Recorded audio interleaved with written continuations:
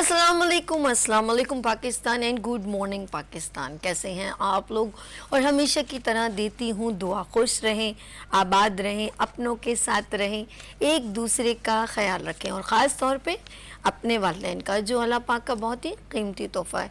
इस दुआ के साथ मैं अपने morning show good morning with सभी का आगाज़ करती हूँ। मैं हूँ आपकी दोस्त होस्ट सभी और ढेरों दुआओं के साथ आपकी खिदमत में हाजिर हूँ। जैसे ही मेरा morning show good morning with सभी आपकी खिदमत में जब मैं आती हूँ तो ऑफ कोर्स कोई ना कोई मैसेज शेयर करती हूँ। और एक वबाल है पाकिस्तान में, बल्कि अगर वर्ल्ड में देखा जाए तो एक गहमा गहमी है। और कभी ऑफ कोर्स डॉलर उड़ान ऊपर उड़ता है और कभी नीचे, कभी इकनॉमिक मईशत पे बात की जाए, इकनॉमी पे बात की जाए तो कभी किस तरह की गुफ्तगू होती, कभी किस तरह। कहते हैं कोई चीज़ लेना बहुत आसान है। लाइक फॉर एग्जांपल ये मैं एक चीज़ ले रही हूँ, ये एक कप है, ठीक है, या कोई भी चीज़ है, अब मैंने इसे ले लिया है। इंपॉर्टेंट ये नहीं है कि मैंने इसे ख़रीद लिया, इंपॉर्टेंट ये कि इसको मैं मैनेज कैसे करूँ। लाइक इसको मैं टूटने ना दूँ, इसको अच्छी तरह क्लीन करके रखूँ। तो ये जो ज़िंदगी में, ये जो हमारे पाकिस्तान में डॉलर की कीमत कभी एकदम गिरती है तो हम बड़े खुश होते हैं, कभी उड़ती है तो परेशान होते हैं। इंपॉर्टेंट ये नहीं है, इंपॉर्टेंट ये कि उसको मैनेज कैसे किया जाए। तो मुल्क में यही बुरहान है कि हम लोग थोड़ी देर के लिए हैप्पी होते हैं, कभी खुशी कभी गम, समझ में नहीं आता ये सब क्या है। कभी हमारे और सबसे ज़्यादा इसमें धचका जो लगता है वो हमारी बिजनेस कम्युनिटी को लगता है। मैं रियल बात बता रही हूँ, because Pakistan stand over in business community because they are a pillar of Pakistan. ये वो पिलर है, स्ट्रॉन्ग पिलर है। अगर हमारी बिजनेस कम्युनिटी, बिजनेसमैन स्ट्रॉन्ग होंगे तो हमारा मुल्क अच्छा सरवाइव करेगा। हमारे कंज्यूमर, हमारे जितने आवाम हैं जो महंगाई के मलबे तले दब जाते हैं, ख़ास तौर पे हमने अगर हम देखा जाए तो हम लोगों ने क्लासिफिकेशंस की हुई हैं और हम कहते हैं यार ये जो बड़े लोग हैं इनको क्या फ़र्क पड़ता है। इज़ ट्रू यार, ये बिल्कुल ठीक बात है, इनको कोई फ़र्क नहीं पड़ता। लेकिन इनसे रेलिवेंट अगर इनकी फैक्ट्रीज़ में 4000 वर्कर हैं तो उनको ज़रूर फ़र्क पड़ता है। तो सोचें कि उन सबको मैनेज कौन कर रहा है। एक लीडर है और वो बिजनेसमैन है जिसकी फैक्ट्री है।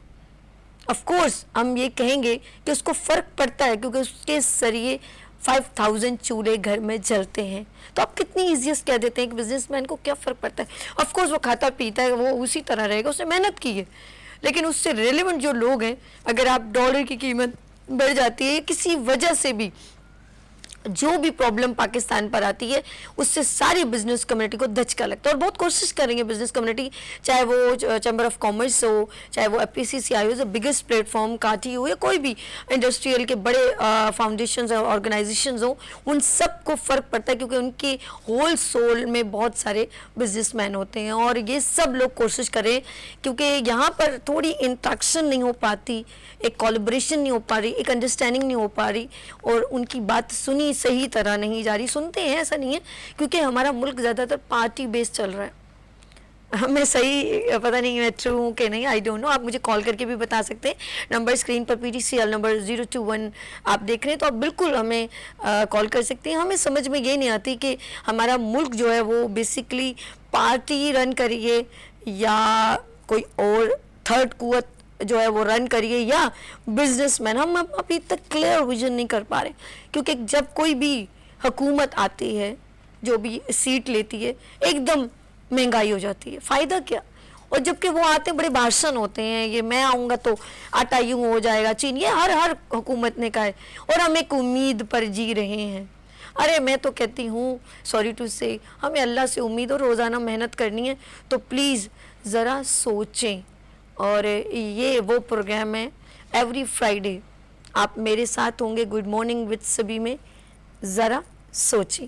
अब ये कौन सोचेगा? हमारी गवर्नमेंट, हमारी हुकूमत, या हमारी पार्टियां, या हमारे बिजनेसमैन, या हमारी आवाम को सोचना पड़ेगा कि ज़रा सोचिए। आज का प्रोग्राम हमारा स्पेशल एवरी फ्राइडे आप मेरे साथ ज्वाइन कीजिएगा, अपनी बातें हमसे शेयर कीजिएगा, अपनी प्रॉब्लम भी शेयर कीजिएगा। यहाँ पर बहुत सारे party based and business community के लोग हमारे साथ ज्वाइन करेंगे every Friday 10 o'clock good morning with सभी में on live Venus HD TV channel. Satellite पूरे पाकिस्तान में दिखता है। इस वक्त मेरे साथ मेरे गेस्ट मौजूद हैं। इंट्रो करने का मकसद है, द विजन इज क्लियर कि हम किस मौजू पर बात करें कि आया कि अभी डॉलर की कीमत सुबह صبح کے نیوز میں یہ کہ 12 روپے کم آئی، انہوں میں بھی اس طرح ہی کہا ہے. آف کورس نیوز میں چل رہا ہے کہ اب یہ پیٹرول کی قیمت اتنے، ڈیزل اتنا کم ہو، اور یہ کتنے دن تک رہے گی، I don't know. Let's see. ہم چلتے ہیں اپنے گیسٹ کی طرف اور ان سے گفتگو کا آغاز کرتے ہیں، اور وہ ہمیں بالکل کلیئر بتائیں گے، کیونکہ وہ ان جتنی بھی معیشت کی بات ہوتی ہے وہ اس میں بہت زیادہ اسٹرانگلی انوالو رہتے ہیں. اچھا جی، ہمارے ساتھ موجود ہیں، میں انٹروڈکشن کرواؤں گی، member managing committee Karachi chamber of commerce industry سے محمد فاروق افضل صاحب. السلام علیکم. کیسے ہیں سر؟ ٹھیک ہے. ہم اپنے گیسٹ سے ملواتے پھر ہم گفتگو کا باقاعدہ آغاز کرتے ہیں. میرے محسن بہت ہی نائس، ہمبل اینڈ بہت ہی خوبصورت انداز ان کا، اور بہت ہی خوبصورت انسانیت کے کام بھی ساتھ ساتھ کر رہے. تھیلیسیمیا پہ ان کا کام بہت بگسٹ ہے، اینڈ فرنٹ مین پہ کام کرتے ہیں ماشاءاللہ. میرے ساتھ موجود ہیں اور ان کا بھی ریلیشن جو ہے وہ بزنس کمیونٹی سے یہاں پر موجود ہیں. یہ کہوں گی جب ان کی بات کرتی ہوں تو میرے پاس الفاظ بھی ختم ہو جاتے ہیں. بزنس مین ہیں اور یہ کہوں گی commerce and financial اینالائسٹ Atiq ur-Rehman صاحب. السلام علیکم. کیسے سر؟ میں ٹھیک ہوں. انٹرو آپ نے سن لیا؟ جی بالکل. تو میں کہوں گی بسم اللہ کیجئے، پھر ہم گفتگو کا سبھی آپ نے بہت شکریہ ہم لوگوں کو بلایا، فاروق بھائی بھی. بات ساری ہے کہ آل از ناٹ ویل. جی بزنس کا پروگرام آپ کر رہی ہیں، بہت اچھا کر رہی ہیں، اور بہت اچھے اچھے لوگ یہاں آئیں گے مجھے امید ہے، اور وہ لوگوں کو باخبر کریں گے کہ بزنس میں کیا اپ اینڈ ڈاؤنز آ رہے ہیں. دیکھیں ہمارے کنٹری کے ساتھ دو چیزوں کا بڑا جڑاؤ ہے. جی وہ دو چیزوں میں سب سے بڑی ہے ہماری انڈسٹری، جی اور دوسری ہے ہماری ایگریکلچر. ہم لوگ ایگریکلچر بیس کنٹری ہیں، ہم لوگ ایگریکلچر پروڈیوس کرتے تھے، ہم لوگ بہترین کلٹیویشنز پہ جاتے تھے، ہم لوگ leading country in the world تھے. ویٹ ہماری گولڈن ویٹ کے نام سے ساری دنیا میں مشہور ہے. اس کے علاوہ ہماری کاٹن اور بہت ساری چیزیں. لیکن پتہ نہیں ایک ایسا وقت آ گیا ہمارے ملک میں، ٹھیک ہے کیلمٹی تو ابھی آئی ہے جو سیلاب وغیرہ ہے جس سے ہماری کراپس خراب ہو گئی، کہ ہم اب امپورٹر بن گئے ان چیزوں کے. آلو، پیاز، دال، پتہ نہیں گندم اور کیا کیا ہم امپورٹ کرنے لگے. پچھلے سال ہم لوگوں نے لگ بھگ 7 سے 9 بلین ڈالر کی امپورٹ کی. ہمارے امپورٹ پہ ایک بہت بڑا ویٹ آیا. یہ بڑی حیران کن بات ہے کہ ایک لیڈنگ ایگریکلچر کنٹری اب امپورٹ کرنے لگی یہ ساری چیزوں کا. تو ہمیں واپس جانا ہے اس چیز پہ، اور کوشش بھی ہو رہی ہے. اس میں کیسے واپس جائیں گے میں بعد میں بتاؤں گا، لیکن یہ مین پرابلم ہے جس کا میں نے ذکر کیا. اور فاروق بھائی ایگری کریں گے، انڈسٹریلسٹ ہیں، بزنس مین ہیں، کہ ساتھ ہی ساتھ کیا ہے کہ ہماری انڈسٹریلائزیشن میں ایک بہت بڑا گیپ آ گیا. ہم جو ایگریکلچر سے ہٹ کر جب انڈسٹری کی ایڈوانسمنٹ میں جا رہے تھے تو ہماری لارج اسکیل مینوفیکچرنگ اور اسمال اسکیل مینوفیکچرنگ دونوں کی دونوں تینوں بڑے عروج پر تھی. وہ بھی ایک ڈاؤن فال کا شکار ہے. اس کے ریزنز کیا ہیں کہ ہم کمپٹیٹیونیس سے نکل گئے. کمپٹیٹیونیس سے ہم کیوں نکلیں؟ ہماری بجلی بہت مہنگی ہے، ہم وہ پروڈیوس اس کاسٹ میں نہیں کر پاتے جہاں ہمارے ریجن کے کمپٹیٹرز پروڈیوس کر رہے ہوتے ہیں. مثال کے طور پہ ہمارا سروائیول ہماری ایکسپورٹس کے بڑھنے پہ، لیکن پچھلے دنوں ہم نے دیکھا کہ ہماری انڈسٹری کے انرجی کرائسس، انرجی کے ٹیرف جو کہ دنیا میں لگ بھگ شاید میرے خیال ہے سب سے زیادہ ہے. اس کے علاوہ گیس کے کرائسس، گیس نہیں ہے، پھر اس کے علاوہ پیٹرولیم کے پرائسز بڑھ گئے. یہ سارے پرابلمز انڈسٹری فیس کر رہی ہے، اور انڈسٹری فیس کرنے کے بعد اس کمپٹیشن میں جا نہیں پاتی جس کمپٹیشن میں جا کر وہ اپنی ایکسپورٹ کو 50 بلین ڈالر 60 بلین ڈالر پہ لے کے جائے. ہماری ایکسپورٹ بھی کم ہو رہی ہے. اب کیا ہو رہا ہے کہ ہم نے دیکھا کہ یورپ کھل گیا پچھلے دنوں، وہاں سے خوب آرڈر آ رہے ہیں. ان آرڈرز کو ہم کمپیٹ نہیں کر سکے، لے نہیں سکے. میجورٹی آف دا آرڈرز جو ہیں وہ ہمارے ریجنل کمپٹیٹر بنگلہ دیش نے لے لیے. آپ سن کے حیران ہوں گے لگ بھگ 5 بلین ڈالر کے ہمارے جو ہے آرڈرز وہ بنگلہ دیش کے بجے. سری لنکا جس کو آپ ڈیفالٹ کنٹری کہتے ہیں، اس کنٹری نے کوئی 1.5 بلین ڈالر کے ہمارے آرڈرز لے لیے. تو اس طرح ہم بہت سارے پرابلمز اور جمود کا شکار ہیں، اور یہ پرابلمز جب تک ہم کم نہیں کریں گے تو بزنس کمیونٹی جو ہے نا وہ سکون کے سانس میں نہیں آئے گی، اور وہ کاروبار کی اس نہج میں نہیں آئے گی. میں آگے جا کے بتاؤں گا باتیں کہ بزنس کمیونٹی کو اور کون سے پرابلمز ہیں، اور اچھا ایک اور چیز بھی شامل اس میں ایک چیز اور میں چل رہی ہوں ابھی میں محمد فاروق افضل صاحب کے پاس ہے. بالکل یہ ان کا ریلیشن زیادہ بزنس کمیونٹی سے، خود بزنس مین ہے. بات یہ ہے کہ جب ہماری کوئی بھی پارٹی ون کرتی ہے، آف کورس ہم ایک تمام عوام کو ایک امید ہوتی ہے کہ اب ہمارا ملک رننگ میں ہوگا. لیکن یہاں پر ایک تھوڑا سا پرابلم یہ ہوتا ہے کہ وہ جب حکومت میں آتی ہے تو ان کا ڈیوریشن ہوتا ہے 5 ایئر. اب اس دوران دوسری اپوزیشن اتنی بیٹ کر رہی ہوتی اتنی کہ وہ ان کا کام میں ڈائیورشن ہوتی ہے. ڈائیورشن جو ہوتی ہے وہ ان کو کام کرنے نہیں دیتی, پھر وہ تمام پیسہ زیادہ تر جلد سے جلوس اور ان کو بیٹ کرنے میں لگا دیتے ہیں, تو ان کا جو مین فوکس ہوتا ہے اپنی عوام کے لیے وہ ہٹ جاتا ہے, چاہے وہ کوئی بھی حکومت ہو. کاش یہ بل پاس ہو جائے, کوئی بھی حکومت ہے کم سے کم اسے 5 سال برداشت کریں, ایز کمپیئر کہتے ہیں نا سستا روئے بار بار, مہنگا روئے ایک بار. تو کم از کم ہم اتنا کر لیں کہ 5 سال اس کو برداشت کر لیں تو ہمیں اندازہ ہو جائے اور ہم صحیح ڈیسیجن لے پائیں کہ ڈیسائیڈ کر پائیں کہ ہم نے اس کو ہی مقرر کرنا ہے کہ نہیں. 5 سال بعد دیکھ لیں گے ایز کمپیئر ٹو, پھر وہ 3 سال میں بریک اپ ہو, پھر دوسری حکومت ہے, پھر وہ 3 سال کھیلے. تو میں کہوں گی کہ خدا کے لیے کوئی ایسا بل پاس ہو جائے کہ اب جو بھی حکومت ہے اس کو 5 سال برداشت کرے کم از کم.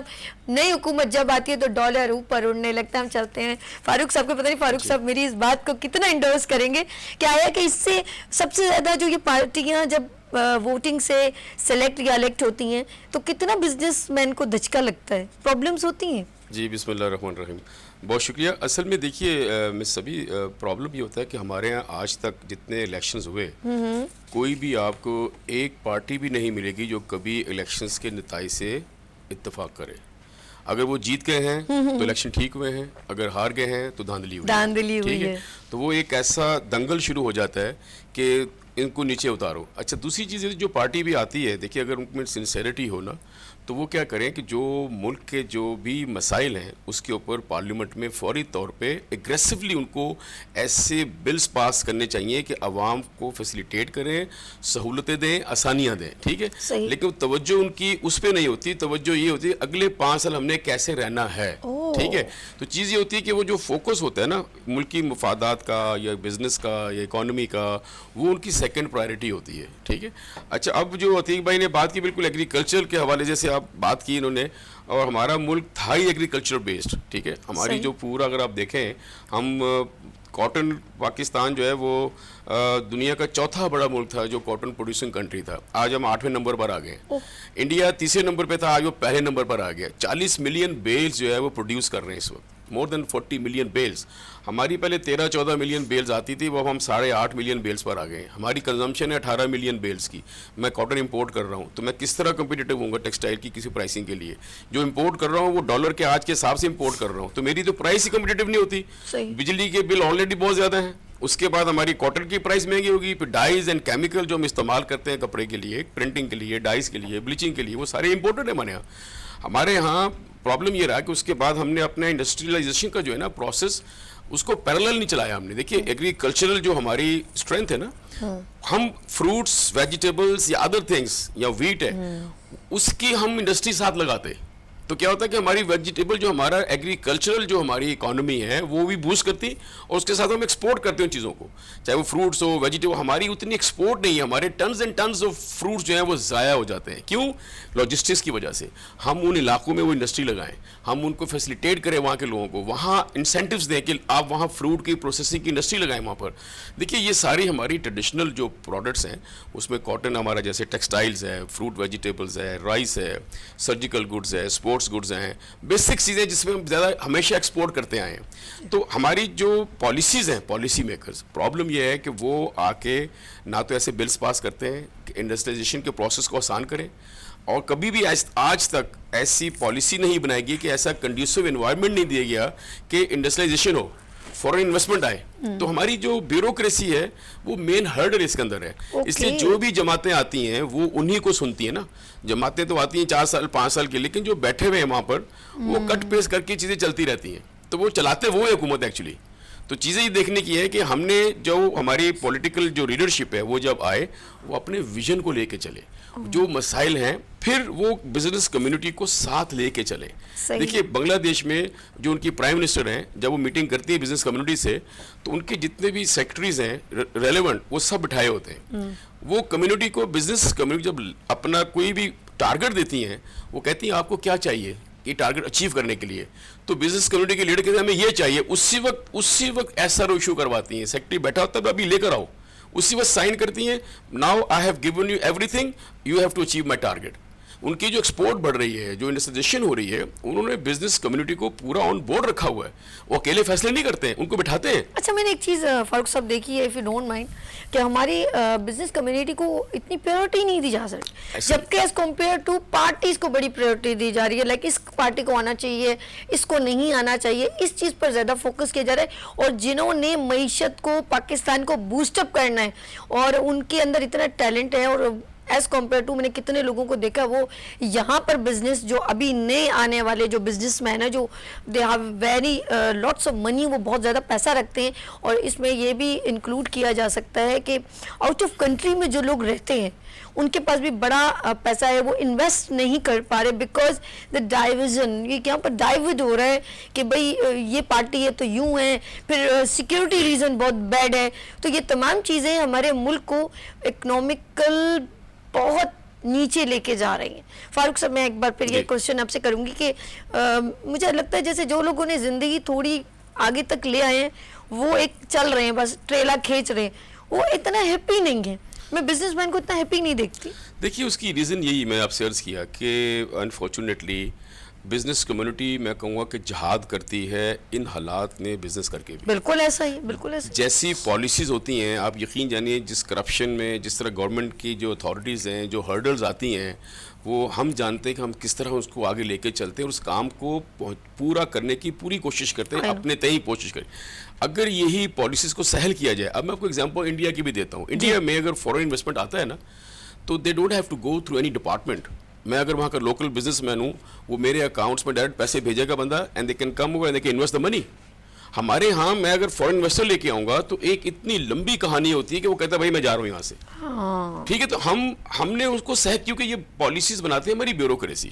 اب وہ اپنی پاور دکھانے کے لیے ایسی پالیسیز بناتے ہیں کہ ہم سے پوچھے بغیر کوئی کام نہ ہو, ورنہ ہم کیا کریں گے بیٹھ کے, تو پرابلم یہ ہے کہ ہمیں ایسی پالیسیز بنانی چاہیے. گورنمنٹ کو یہ جو ہماری بزنس, جو ہماری لیڈرشپ ہے پولیٹیکل, ان کو اس وقت تو ذہن میں ہر وقت ان کی معیشت گھومنی چاہیے. ہر وقت ہمارے جو ایمبیسڈرز ہیں, ہمارے جو بھی لوگ ہیں, ان کے ذہنوں پہ ہر وقت پاکستان کی اکانومی کا جو ہے نا وہ سوار ہونا چاہیے. ہم اسے کیسے بہتر کریں, اس کو کس طرح سہل کریں, کس طرح اس کو آسان کریں, کس طرح ہم اس کو بڑھائیں اس کو. اچھا بزنس کمیونٹی میں صرف ایک, جیسے عتیق صاحب نے بات کی, صرف یہ نہیں ہے کہ وہ جو صرف ہمارے فارمر, ویسے تو ہمارا ماشاءاللہ جتنا بھی کسان ہے, میں یہ کہوں گی زمین ہماری بڑی زرخیز ہے, لیکن اس کے علاوہ بہت کچھ نیو ورکنگ ہو سکتی ہے. ہم ہمیشہ چائنا پر اور دوسری کنٹریز میں جو ایکوپمنٹس چیزیں منگواتے ہیں, یقین کریں ہمارے ملک میں سب کچھ ہے, ٹیلنٹ ہے, صرف ان کو شیلٹر یعنی کہ سپورٹ نہیں دی جا رہی. بہت کچھ ہو سکتا ہے, ہر چیز اب باہر ملک سے منگوانا ہے, موبائل منگوانا ہے, گاڑی منگوانی ہے, یہ یہاں پر بھی بن سکتی ہے. جب ہم ایٹمی پاور بن سکتے ہیں تو ہم بہت کچھ بن سکتے ہیں. تو یہاں لیں گے چھوٹی سی بریک. آپ لوگوں نے کہیں نہیں جانا. عتیق الرحمان صاحب اینڈ فاروق افضل صاحب میرے ساتھ تو موجود ہے. لیتے ہیں یہاں پر بریک اور ملتے ہیں بریک کے بعد. گڈ مارننگ وتھ سبھی کے ساتھ ذرا سوچئے.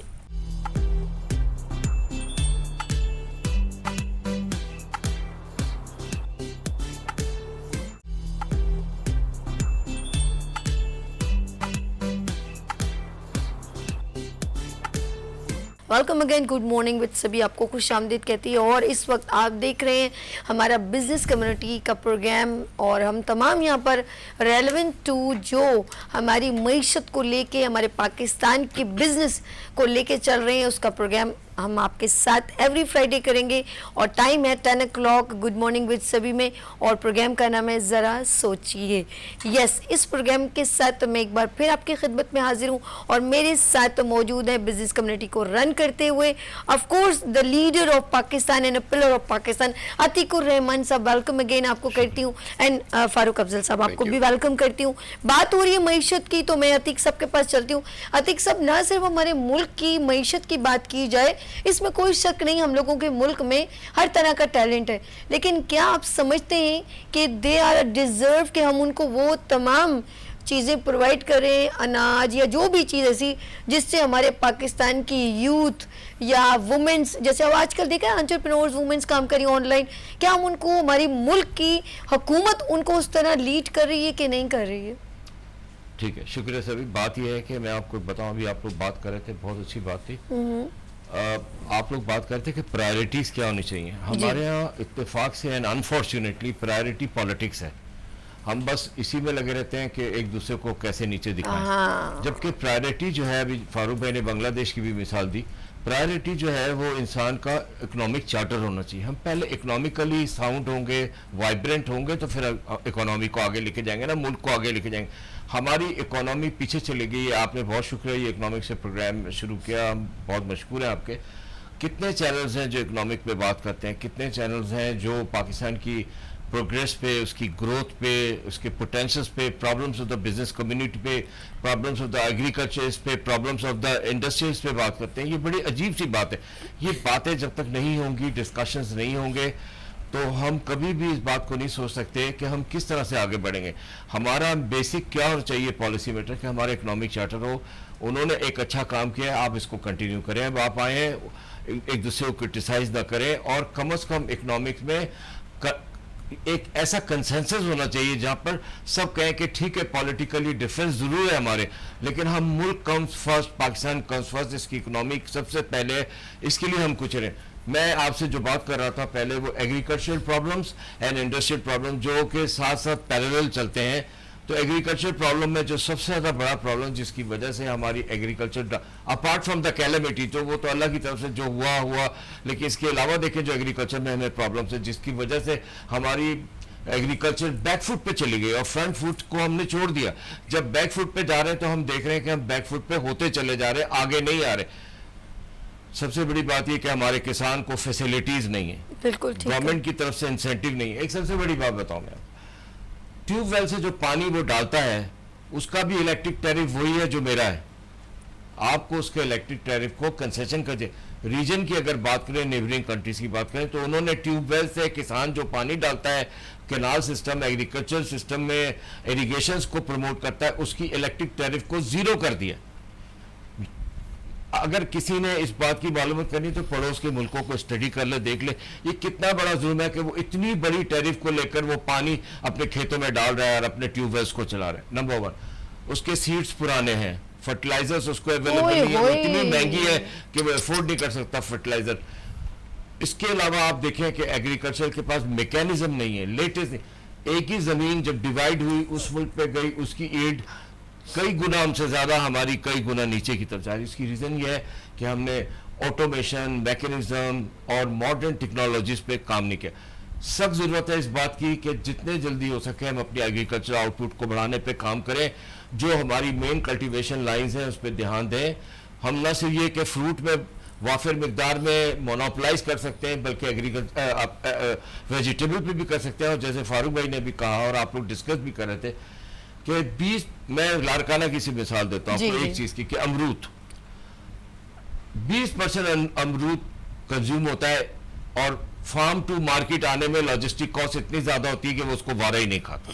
تو لاجسٹک سپورٹ سروس بھی ہماری بہت ہی مہنگی ہے, ہماری لاجسٹک مہنگی ہے. تو کیا ہوتا ہے 20% وہ امرود جو دنیا کا مارا ہوا امرود ہے وہ استعمال ہوتا ہے, باقی بکریاں کھا رہی ہوتی ہیں. ہاں بالکل ایسے ضائع ہوتا ہے نا, یونٹس لگنے چاہیے وہاں پہ خریدنے, انسینٹیوائز ہو, ٹیکس ہالیڈے ہو, لوگ لگائیں, فورن انویسٹمنٹس آئیں, وہی امرود, وہی کینو, وہی مینگو.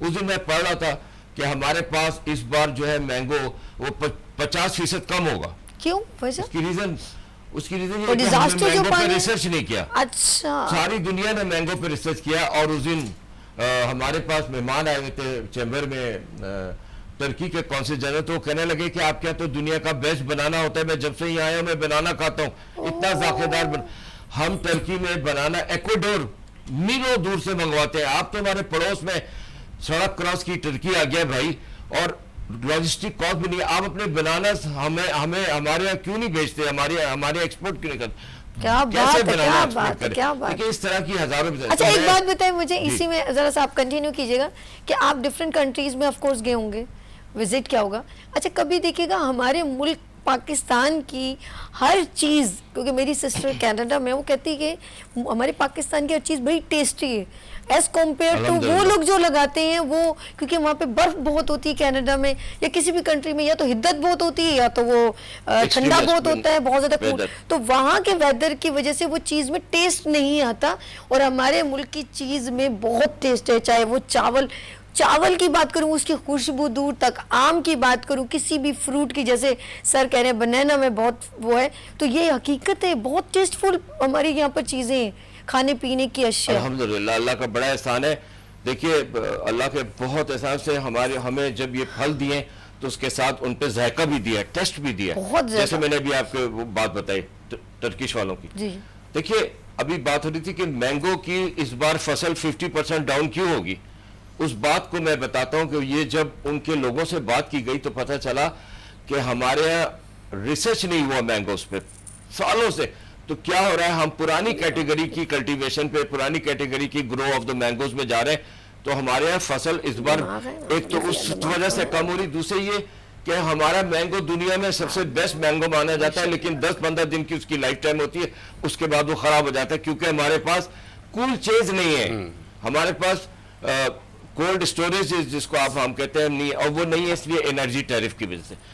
میں آپ کو پھر دوسری بات کی طرف لے آؤں گا کہ وہ ہے ایگریکلچر کی بات کے علاوہ انڈسٹری کی بات.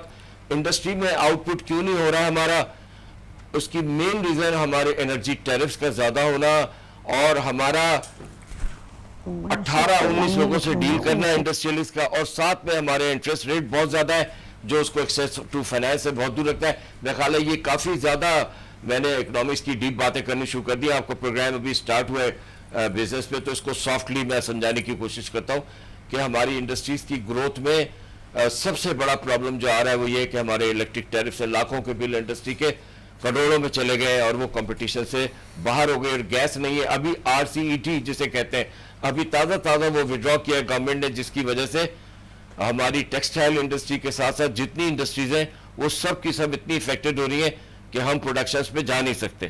اور پھر میں آگے چل کر آپ کو بتاؤں گا کہ ہماری انڈسٹریز ڈیپینڈ کرتی ہیں امپورٹڈ را مٹیریل پہ، اور اس کا کیا پرابلم ہوتا ہے وہ ہم تھوڑی دیر بعد بات کر لیں.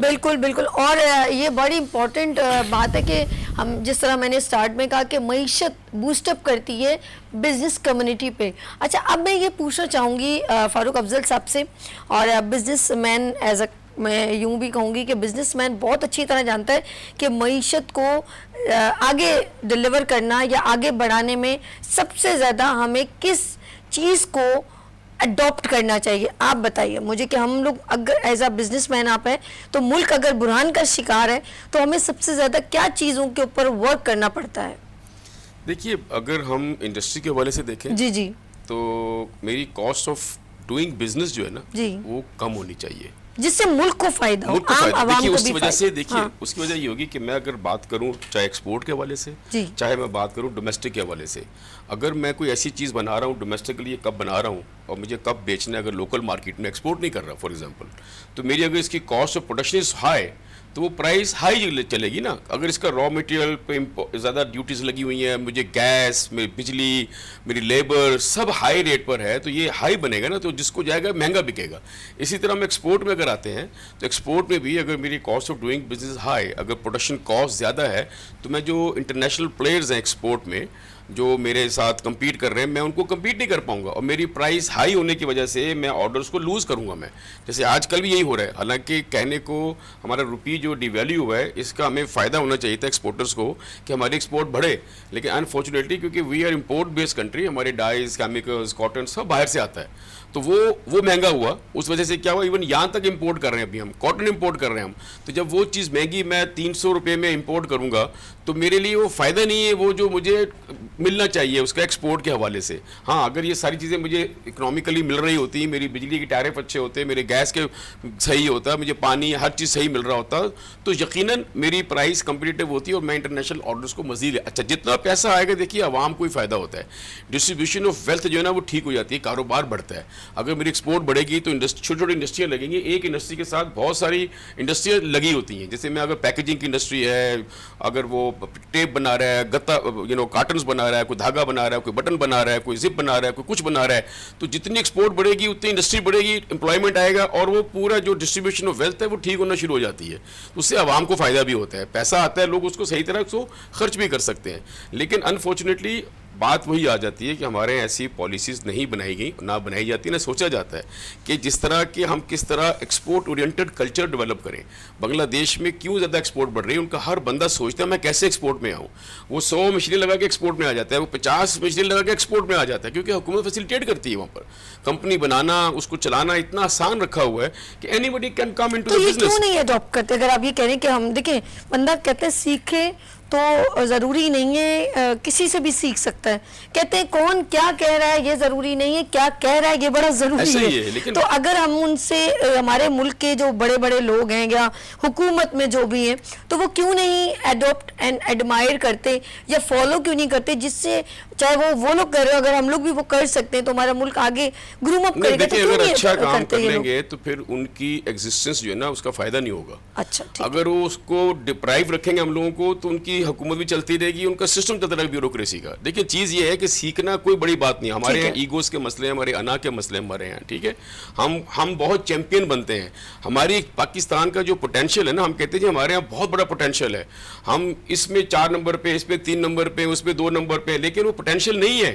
ہم باتوں میں پوٹینشیل ضرور ہے، جب تک ایکسپلور نہیں ہوا پوٹینشیل کیسے کہہ سکتے ہیں ہم.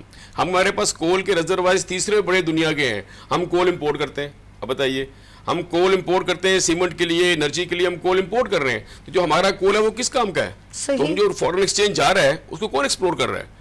ہم دیکھیے چیزیں یہ ہے کہ ہماری پرائرٹی جو ہے نا وہ اکانومی نہیں ہے. میں نے آپ سے کہا نا کہ ہمارا تو اٹھنا بیٹھنا کھانا پینا ہر وقت سوچ جو ہے نا ہماری معیشت جو میں اسے کیسے بہتر کروں. ہر بندے کا ہم کس کو اس طرح بہتر کریں، ہر اس بندے کا جو حکومت سے انوالو ہے، ہر اس بندے کا جو بیوروکریسی میں، تاکہ ہم کس طرح جو ہے اپنی اکانومی کو بہتر کریں کہ لوگوں کو اور پورے ملک کو اس کا فائدہ ہو. یہ ہماری پرائرٹی نہیں ہے. وہ جو آپ کہہ رہی ہیں کہ ایسا کیوں نہیں ہوتا سیکھنا، اس جو پوٹینشیل پاکستان کا ہے میں آپ کو بتاؤں $200 بلین کی ایکسپورٹ ہماری ہونی چاہیے. ہم اتنے سالوں سے آج جا کے بمشکل 70 سالوں کے بعد جا کے $32-30 بلین پہ ہم آئے تھے. پھر ہم نے ریورس گیئر مارا ابھی، پھر ہماری ایکسپورٹ بڑھ گئی، گھٹ گئی 5-6 بلین. سر یقین کریں جب آپ نے کہا نا 70 سال تو خدا کی قسم ایسے لگ رہا تھا کہ جیسے ہم لوگ جہاں پر وہ ایک راؤنڈ اباؤٹ گھوم کے بندہ کہتا ہے نا گھوم کے وہیں پر آ کے کھڑا ہو جائے، تو ایسے لگتا ہے ہم وہیں پر کھڑے ہیں. 70 سالوں میں اگر بات کروں تو پھر دل کرتا ہے، کہنا پڑتا ہے کہ ذرا سوچئے. ٹریفک کا رول دیکھ لیجئے، بے ہنگم ٹریفک پاکستان میں. میں زیادہ تر بوسٹ اپ کروں گی اس وقت جو کراچی میں دیکھیے گا آپ، دوسروں کو تو میں کیا کہوں، میں کیونکہ میں اس وقت سندھ میں ہوں تو کراچی کی بات کروں گی. کراچی کی ٹریفک بے ہنگم، جنریٹر کا شور، پانی کا ہنگامہ، ٹینکر کی ہڑتال. رات کو میں نے کیونکہ ایک ہمارے سندھ حکومت نے کچھ فیسیلیٹیشن دی کہ کم قیمت میں آپ کو ٹینک پانی کا پینے کا مل جائے گا، اس کی ابھی کل میں نے جب کال کی کہ میں نے کہا ایک جگہ پانی آپ کو ڈیلیور کرنا ہے، وہ لوگ پریشان ہوئے تھے. یہ ایریا ہے شاہ فیصل ملیر کی بات کر رہی ہوں، تو کہہ رہے ہمارے یہاں سے پانی کم پیمنٹ میں دارالاسلام اور دوسرے اداروں میں جاتا ہے. اب وہ لوگ پریشان ہو رہے ہیں. اب دیکھیں کتنے طلباء جو ہیں وہ پریشان ہو رہے ہوں گے. ہمارے ملک میں آئے دن اپنی مرضی سے ریٹ بڑھ جاتا ہے، چکن کا، دودھ کا، اور جتنے بھی کنزیومر آئٹم ہے اس پہ اپنی مرضی سے جو ہے ریٹ بڑھا دیتے ہیں. ہمارے ملک میں ہنگامہ ہے، آپ دیکھیے گا سیوریج کا، ٹوٹی پھوٹی روڈ کا. انڈسٹریل ایریا میں زمانے سے دیکھ رہی ہوں، اے آر وائی کی سائڈ جو ہے وہ میرا خیال میں سائڈ ایریا، زمانے سے وہاں پر ٹرک آف کورس جو ہے وہ چل رہے ہیں، لیکن وہاں پر سے سارا جو ہے نا وہ بے ہنگم روڈ ٹوٹا پھوٹا ہے. بہت ساری چیزیں ہیں وہ صحیح ہونے کا نام نہیں لیتی، تو مجھے سمجھ میں نہیں آتی. پھر میں کہتی ہوں اپنے تمام عوام سے ذرا سوچئے آگے کرنا کیا ہے، کیونکہ 70 سال بہت لمبا عرصہ ہوتا ہے جس میں کم سے کم اس سے پہلے کی ایک جنریشن اور دوسری جنریشن اس اسٹیج تک آ گئی ہے کہ تیسری جنریشن جو ہے وہ ہم سے پوچھے گی ارے آپ لوگوں نے ہمارے لیے کیا کیا ہے. ان کے لیے فریش آکسیجن بھی نہیں ہوگی، جگہ جگہ کچرے کے ڈھیر. بقرعید آ رہی ہے، اگر میں غلط کہتی ہوں تو آپ صحیح ثابت کر کے دکھائیے. کیسے تعفن اٹھے گا، کیسے بیماریاں پنپیں گی، کیسے ڈائریا پھیلے گا، اور پھر ایک ڈاکٹروں کی عید ہو جائے گی کیونکہ آپ لوگوں کی قطاریں لمبی ڈاکٹر صاحب کی ہاسپٹلز میں لگ جائیں گی. یہاں پر آپ لوگوں نے کہیں نہیں جانا.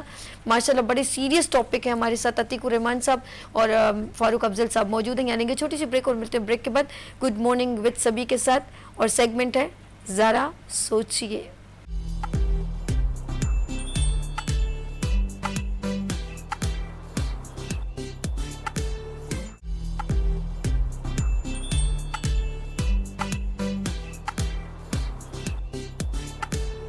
Welcome again, good morning with सभी आपको एक बार फिर खुश आमदीद कहती है। और बात करें हम अपनी बिज़नेस कम्युनिटी की परेशानियों की, आम कंज्यूमर की, आम आवाम की, जो हम लोगों ने पाकिस्तान में क्लासिफिकेशन में डिवाइड किया हुआ है, ए बी सी, और सबसे ज़्यादा धचका जो लगता है वो सी कैटेगरी को लगता है। ये कौन सी कैटेगरी है? कहते हैं कि ये वो कैटेगरी है जिसे हम सफ़ेद पोश कहते हैं, जो मांग नहीं सकते और उनके रोज़ाना का दहेड़ीदार होता है, जो रोज़ाना ठेला लगाता है और इस उम्मीद पर उसे यकीन होता है अपने रब पे कि मैं आज भी लगाऊंगा और आज भी मैं कुछ लेके जाऊंगा। उस सब्ज़ी वाले को मैं देखती हूँ, उस ठेले वाले को देखती हूँ, उस आम एक छोटी सी शॉप लगाने वाले को देखती हूँ। आप देख लें, लालू खेत, लाइन जमा क्लाथ, ये छोटी छोटी जितनी मार्केट्स हैं, वो नाम में तो बहुत बड़े ब्रांड्स हैं। आप देखिए फिशरी चले जाएं, बहुत सारे डेली के वहाँ पर जो उठाने वाले, छाबी वाले, गली में फेरी लगाने वाले, कभी उनके लिए सोचा है? जब उनको धचका लगता है कि आज 500 रुपये किलो ऑयल है, तो सोचे वो ये कैलकुलेट कर रहा होता है कि मेरे 5 बच्चे हैं और मैंने इस जो मछली वाला आपने देखा वो साइकिल पे, जो अब तो बाइक पर भी आ गए बेचारे, तो वो जो गली में फेरी लगाने वाला, सब्जी लगाने वाला, या कोई भी वो आप फ्रूट लगाने वाला, वो कैलकुलेट कर रहा होता है कि मेरे जो ज़िंदगी के इतने पैसे हैं वो मेरे अपनी फैमिली को कैसे लगाने, रेंट कैसे देना, बच्चों की स्कूल फीस। यार मैं सोचती हूँ ये कौन सोचेगा? फिर मैं कहती हूँ ज़रा सोचिए। मैं वेलकम अगेन करती हूँ अतीक रहमान साहब एंड मोहम्मद फारूक अफजल साहब के पास। मैं बिजनेसमैन नहीं हूँ, मैं एक आम आवाम हूँ। क्लासिफिकेशन तो सामने वाला कहता है कि मेरी क्लासिफिकेशन का कैटेगरी कौन सी, आई डोंट नो, लेकिन मेरे सामने बहुत सारे लोग बात भी कर रहे होते हैं और मैं भी अपनी जिस लेवल का काम करी हूँ मैं उस तरह मैं भी परेशान हूँ। कहीं ना कहीं कैलकुलेशन करी होती हूँ, आज मैंने ये ख़रीदा है तो ये मेरे लिए, मैं अपने हिसाब से जो चीज़ करती हूँ मैं उस प्रॉब्लम में हूँ। मेरी तरह बहुत सारे लोग हैं, ये अपनी प्रॉब्लम्स में भी हैं। ऐसा नहीं है कि अल्लाह का शुक्र हम सब करते हैं, लेकिन इनके साथ जुड़े हुए जो लोग हैं वो जब इनके पास आके परेशानी का इज़हार करते हैं तो ऑफ कोर्स बंदे का दिल हिलता है।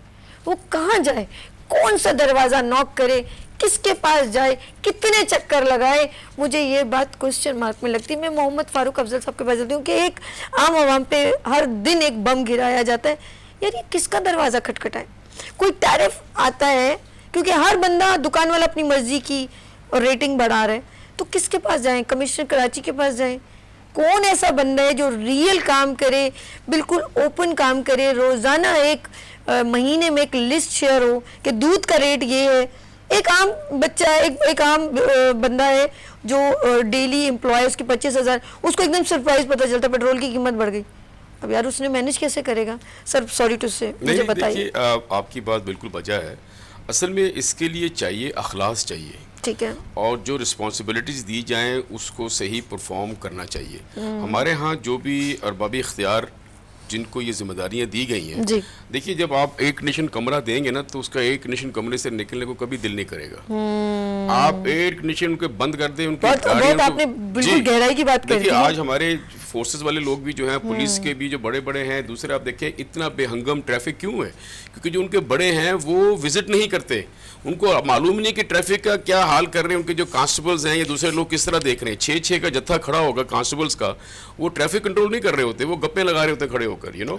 और इसी तरह सिग्नल्स जो बंद हो रहे हैं चीज़ें, तो अच्छा ये इसमें सीधी सी बात ये होती है कि आप किस तरह जो लोग हैं वो अपनी जिम्मेदारियों को किस तरह लेते हैं। मीटिंग्स चलती रहती हैं लेकिन प्रैक्टिकल कुछ नहीं होता। अखबारात में आता है, उसको सियासी बना दिया जाता है और आवाम की सहूलत के लिए ऐसी कोई पॉलिसी नहीं बनाई जाती। मुझे याद है जब हम बचपन में होते थे सर, तो जो डिप्टी कमिश्नर लेवल के लोग होते थे वो तसलसल के साथ जो है ना वो विजिट्स करते थे बाज़ारों का और कंट्रोल करते थे प्राइसेस को। आज ऐसा कोई कंट्रोल नहीं है, कोई कुछ नहीं है। दूसरा देखिए, जब कारोबार बढ़ेगा ना सभी, बात यह है कि मैं हमेशा भी कहता हूँ कि आप जो इनकम पे को टैक्स जो है ना, इनकम पे टैक्स बिल्कुल कम कर दें। हमारा जो दीन है उसके अंदर वेल्थ टैक्स है। ज़कात किसके ऊपर है? वेल्थ के ऊपर है। आप वेल्थ पे टैक्स लगाएं अभी, मैं बताऊँ आपको, तो लोगों की जो मनी पार्क की ना प्रॉपर्टीज़ में, रियल स्टेट में, वो बंद हो जाएगी। ठीक है, वो पैसा लगेगा इंडस्ट्री में, फिर लोग लगाएंगे उसके ऊपर। हमारी इनकम जब टैक्स कम होगा, इनकम पे जब टैक्स कम होगा तो मैं पैसे को खर्च करूंगा। آپ پیسے کو سپینڈ کریں گی. جب پیسے کو آپ خرچ کریں گے تو پیسہ سرکولیٹ کرے گا, اکانومی چلے گی آپ کی, اور کاروبار بڑھے گا, لوگوں کی مزید دکانیں چاہیے ہوں گی. تو کیا ہے کہ اچھا کمپٹیشن جب آتا ہے تو پرائسز اپنے آپ کنٹرول ہو جاتی ہیں, سپلائی بڑھانی پڑتی ہے آپ کو. دیکھیں یہ جو قیمتیں بڑھتی ہیں سپلائی اینڈ ڈیمانڈ کا تو ہے ہی, لیکن جو منمانی والی بات ہے اس کو کنٹرول کرنے والا کوئی, کیونکہ سب ملے ہوئے ہیں, صحیح, سب ملے ہوئے ہیں, کسی کو عوام کی جو ہے نا اس کی وہ نہیں ہے, ٹھیک ہے نا. دوسرا دیکھیے ہمارے جب تک جو منی کی سرکولیشن ہے, اب جیسے انٹرسٹ ریٹ ہے مثال کے طور پر اب 21% ہے, میں اگر ایز انڈسٹریز میں کیسے لون لے سکتا ہوں بتائیے مجھے آپ. میری جو انیشل کاسٹ اتنی ہائی ہو گئی ہے کہ میں لون لے کے کاروبار کروں گا ہی نہیں. اب میں کاروبار کو بڑھاؤں گا ہی نہیں, کیونکہ مجھے اتنا اس کا انٹرسٹ دینا پڑے گا مجھے اس کا. تو ہمیں دیکھنا یہ کہ اچھا یہ ہمارے ملک کے لیے ماڈل بالکل بیکار ہے کہ یہ اکانومی کو سلو کرے اور مہنگائی کو کم کر لیں. ایسا ہو نہیں سکتا. یہ ایڈوانس کنٹری میں تو ہو سکتا ہے, امریکہ جیسے ملک میں, ٹھیک ہے جی, وہاں اگر ان کو 1% بڑھا دیا تو ان کی اکانومی اتنی بڑی ہے, اتنا بڑا ایڈوانس سائز ہے کہ وہاں تو تھوڑا بہت فرق پڑ جائے گا اکانومی سلو کر کے پرائز. لیکن ہمارے جیسے ملک میں اتنا زیادہ کر کے مزید بڑھا رہے ہیں. ابھی مجھے سننے میں آیا ہے کہ انٹرسٹ 2% اور بڑھے گا, شاید 23 پہ چلا جائے گا, تو دیکھیے عوام کی سہولت. اچھا فاروق صاحب ایک بات بتائیے, جب کوئی آپ لوگ بزنس کر رہے ہیں, چیمبر آف کامرس کو ماشاءاللہ ایک بڑا ایک پلیٹ فارم ہے, ایک بڑی ایک ادارہ ہے جو پاکستان کو بوسٹ اپ کر رہا ہے. ایک بات بتائیں, پیٹرول میں کبھی کوئی پرابلم ہوتی ہے تو سارے پیٹرولیم مصنوعات کو جو پریزنٹ کرتے ہیں, جو بھی پمپ کے مالک ہیں, جو یہ لوگ اسٹرائک کرتے ہیں, پیٹرول اویلیبل نہیں ہے, سب لوگوں کو دھچکا لگتا ہے اگر گورنمنٹ اپنی مرضی کچھ کرتی ہے, لائک وہ اپنی بات منواتے ہیں. میں نے دیکھا ہے الیکٹرانک مارکیٹ میں دیکھیں تو ان کے جو ہیں میرے خیال میں فرحان صاحب ہیں, ابھی اس سے پہلے عرفان صاحب ان کے فادر ہوتے تھے, پوری صدر کے الیکٹرانک مارکیٹ کے وہ سی او ہیں, یا میں کہوں گی جو بھی ہیں فاؤنڈر ہیں. تو لائک وہ لوگ ایک اس میں آ جاتے ہیں, فرنٹ پہ آ جاتے ہیں کہ بھئی یوں نہیں کیا جائے, یوں کیا جائے. تو آپ لوگ کیوں نہیں ڈیسیجن ایسا لیتے جس سے آپ کی بات کو بھی ایڈمٹ کیا جائے؟ آپ لوگ کیوں نہیں اسٹرائک کرتے, یا کوئی ایک بڑا ڈیسیجن نہیں لیتے کہ آپ لوگوں بھی فیس کرتے ہیں نا آف کورس بہت ساری پرابلمز, لیکن میں نے دیکھا آپ لوگ زیادہ نہیں, آپ لوگ فرنٹ پہ نہیں آتے. دیکھیں بات یہ ہے کہ بزنس کمیونٹی جس ڈپریشن کا شکار ہے نا, جی, اور جس قسم کی پالیسیز اس وقت گورنمنٹ نے ہم پہ نافذ کی ہوئی ہیں, جی جی, ہم اگر مزید بولیں گے تو یہ ہمیں اور مروڑ کے ہمیں بٹھا دیں گے. پرابلم ٹیکس یہ نیچے دبا دیں گے. ایگزیکٹلی, دیکھیے ان کے ہاتھ میں ہر چیز ہے, وہ ٹیکسیشن بڑھا سکتے ہیں, وہ کچھ بھی کر سکتے ہیں. آج بھی ہم اتنا ہائی ٹیکسیشن ہے, آپ یقین جانیے کہ آدمی سوچتا ہے کہ میں اس سے نکلوں کیسے. جتنے ہائی ٹیکسیشن پھر کیا ہوتا ہے, پھر لوگ ٹیکس کی چوری کرتے ہیں. بالکل ایسا ہی ہے, سیدھی سی بات ہے, لوگ کہتے ہیں اس کو بچاؤ کس طریقے سے, ٹھیک ہے. تو گورنمنٹ کو پیسے نہیں جاتے. اچھا وہ پیسے کہاں جاتے ہیں؟ ان گورنمنٹ کے لوگوں کے پاس جاتے ہیں جن کو پیسے دے کے ٹیکس کو کم کرواتے ہیں, جو کچھ بھی کرتے ہیں وہ, ٹھیک ہے. اب چیز یہ ہے کہ ہم بزنس کمیونٹی گورنمنٹ کے ساتھ لائزن کرتے ہیں, ہم بجٹ تجاویز بھی دیتے ہیں, ہم ان سے ملاقاتیں بھی کرتے ہیں, ہم اپنی تجاویز بجٹ کے علاوہ بھی دیتے رہتے ہیں, تھرو پریس میڈیا بھی, مل کر بھی, کہ سر یہ کریں آپ. لیکن جو پالیسیز بنانے والے کون ہیں؟ ہم تو سجیشن دے سکتے ہیں, we are not policy makers actually. تو ہمارے پاس سارے بزنس کمیونٹی کے پاس الحمدللہ ہر چیز کا حل ہے, لیکن ہمیں سنے کون؟ ہم اسٹیک ہولڈرز ہیں. جب کوئی پالیسی بنائیں, ہم اسٹیک ہولڈرز کو ساتھ بٹھا کے اس پالیسیز کو بنائیں نا, تاکہ ہم ثابت کریں گے کہ جی ہم آپ کے ساتھ ہیں. بالکل ٹھیک. ہم ایسی پالیسیز کیوں بنوائیں گے جس سے کہ گورنمنٹ کا نقصان ہو یا عوام کا نقصان ہو؟ ہمارے پاس ایسے پالیسی میکرز ہیں ماشاء اللہ. تیگ میں بھی ہمارے بڑے آپ کو تو فائنینشیل انالسٹ بھی ہیں, ان کا ایک سوچ ہے ان کی, اور بہت سارے لوگ ہمارے پاس ہیں جو کہ اس میں بیٹھتے ہیں, تھنک ٹینک ہمارے پاس ہیں. لیکن ہمیں سنا جائے اور ان چیزوں پہ عمل بھی کیا جائے. سن لیتے ہیں, عمل نہیں کرتے وہ ہیں جو ان کا من چاہتا ہے. تو یہ ایک مسئلہ بہت بڑا ہے بزنس کمیونٹی کے ساتھ, اور ہم نہیں چاہتے کہ ہم بالکل کنفرنٹریشن پہ آ جائیں گورنمنٹ کے ساتھ. سر ہم شریف لوگ ہیں, بزنس مین ہیں, ہمارا یہ کام لڑنا بڑھنا نہیں ہے. ہم صرف اپنی تجاویز ضرور دے سکتے ہیں, سجیشنز دے سکتے ہیں, اس کے لیے ہم آواز اٹھا سکتے ہیں, لیکن ہم روڈوں پہ آ کے لڑ نہیں سکتے. یہ بزنس مین جو ہے نا بہت ہی میں کہوں گی ایک بڑی پرابلم کا شکار ہے, لیکن پھر بھی اپنے پاکستان کے لیے اسٹینڈ اوور ہیں. آف کورس ان لوگوں کے لیے جو ان سے ریلیونٹ 400 500 یا 4000 ورکر ان کے ساتھ ہے, یہ ان کے لیے کھڑے ہیں. اور آف کورس ایک بزنس چلانے کے لیے انہوں نے اپنی زندگی کا ایک لانگ ڈیوریشن دیا, بہت لمبا عرصہ دیا ہے. عتیق الرحمان صاحب میرے ساتھ موجود ہیں, محمد فاروق افضل صاحب ایز اے بزنس مین موجود ہیں, ہمارے ساتھ کالر موجود ہیں لائیو. یا ہیلو السلام علیکم. وعلیکم السلام. سبھی کیسی ہیں آپ؟ میں بالکل ٹھیک ٹھاک. یس یا کیا کہنا چاہیں گے؟ पहले तो दोनों मेहमानों को बहुत सलाम हो, और फारूक अफजल साहब की बात से मैं शुरू करूंगा कि भाई बिजनेसमैन ही रीढ़ की हड्डी होता है जो आपके मुल्क की इकोनॉमी चला रहा होता है। लेकिन अनफॉर्चुनेटली हमारे यहाँ बिजनेस लोग बड़े बड़े बिजनेस कर रहे थे, उनके बिजनेस तबाह हुए, और एक जाहिर एक फैक्ट्री है, कोई इंस्टीट्यूशन है, अगर वो खत्म होता है तो उसके पीछे कई फैमिलीज कंसर्न होती हैं, 400 500 200 जितने भी बंदे काम कर रहे होते हैं। अब मसला है कि मैं खुद भी बिजनेस करता हूँ, मैं तो छोटा सा बिजनेस करता हूँ, लेकिन मुझे जाहिर इनके मसाइल का पता भी है। और होता ये कि हमारे यहाँ जो बिजनेसमैन को एक्चुअली होता हर डिपार्टमेंट ना वो ये कोशिश करता है बिजनेसमैन से कुछ ना खींच लो, बिजनेस को फ्लरिश करने के लिए आप कोई काम नहीं कर रहे। हम बहुत से मिसालें देते हैं, बांग्लादेश मॉडल की मिसाल देते हैं, इसकी मिसाल देते हैं। उन्होंने अपनी छोटी छोटी इंडस्ट्री को ग्रो किया, बैंकों ने सपोर्ट की, ग्रामीण बैंक बनाया, उन्होंने बड़ा सपोर्ट किया और वो आगे निकल गए। आज के दौर के अंदर मैं कहता हूं कि चलो इकोनॉमी दुनिया की खराब हो रही है, लेकिन इकोनॉमी को रिवाइज करने के लिए आप कुछ पॉलिसी तो बनाते हैं ना। जब आप पॉलिसी बनाते हैं तो सस्टेन करते हैं। अब आपने एक पॉलिसी बनाई, उसके बाद जो है दूसरा बंदा है उसको चेंज कर दिया, अब वो बिजनेसमैन बेचारा क्या करेगा, क्योंकि आए दिन तो पॉलिसी चेंज होती है। अब वो एक्सपोर्ट, एक मैं सिंपल सी बात बताऊं, एक एक्सपोर्टर है, ठीक है, क्योंकि मेरे बहुत सारे दोस्त एक्सपोर्टर, एक एक्सपोर्ट कर रहा है बंदा, उसके पास अगर बिजली नहीं होगी, उसके पास उसका पानी नहीं होगा, उसके पास गैस नहीं होगी, तो उसकी तो प्रोडक्शन रुक जाएगी, वो तो उसकी कमिटमेंट ही नहीं पूरी हो सकेगी, तो कैसे आगे बढ़ाएगा। तो ये बेसिक चीजें हैं जो कम से कम वो तो आप फैसिलिटेट करें ना। आप बिजनेसमैन से टैक्स ले लेते हैं, उनको चोर भी बना देते हैं, उनको छापे भी मारते हैं, लेकिन उनको फैसिलिटी कोई देने के लिए तैयार नहीं होते। अब मैं एक मिसाल दूं, अब इनकम टैक्स पेयर एक बंदा, यार जब वो इनकम टैक्स पेयर उसी पे आप बर्डन डाल रहे हो, और फिर उसके बाद जो है वो उसके बाद उसको काम नहीं करने दे रहे। मैं देखिए मुल्क की हालात बहुत खराब है, मुझे खुद अंदाजा है। जब आप मुल्क की हालात को बेहतर करने के लिए आप थोड़ा सा सियासी तौर पे जब बाहर निकलेंगे ना, तो आप अपनी इकोनॉमी पे तवज्जो देंगे।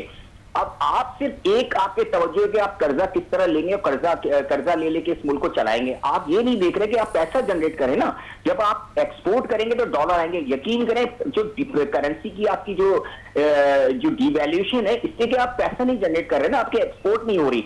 जब आपका डॉलर तभी नीचे आएगा जब आप बाहर चीजें भेजेंगे। अब आप चीजें भेज नहीं रहे, जाहिर बात है आपकी फैक्ट्री बंद हो रही है, तो चाइना से आप सामान मंगा रहे हैं। जब चाइना से आप सामान मंगा रहे हैं तो आपकी मैन्युफैक्चरिंग रुक रही है, आपके डॉलर बाहर से बाहर जा रहे हैं। तो मेरा तो ये इनसे कहना है कि इतने बड़े बड़े लोग बैठे, हमारे ये फाइनेंशियल आपके ये अतीक भाई बैठे हैं, अतीक भाई बताएंगे। देखें हमारे यहाँ इतने बड़े बड़े एक्सपर्ट्स बैठे रहते हैं, बहुत सारे आते हैं, बात करते हैं, लेकिन वो जो लोग बैठे होते हैं जो एक्चुअल इकोनॉमी चलाने वाले हैं, वो तो किसी और की पॉलिसी टो कर रहे होते हैं ना। वो तो IMF की पॉलिसी टो कर रहे हैं या किसी और की पॉलिसी टो कर रहे हैं। जब आप अपने लोगों के मुताबिक, अपने एनवायरनमेंट के मुताबिक पॉलिसीज नहीं बनाएंगे तो नहीं। अब आप मैं सिंपल सी मिसाल दूं, थोड़ी सी बात लंबी हो जाएगी।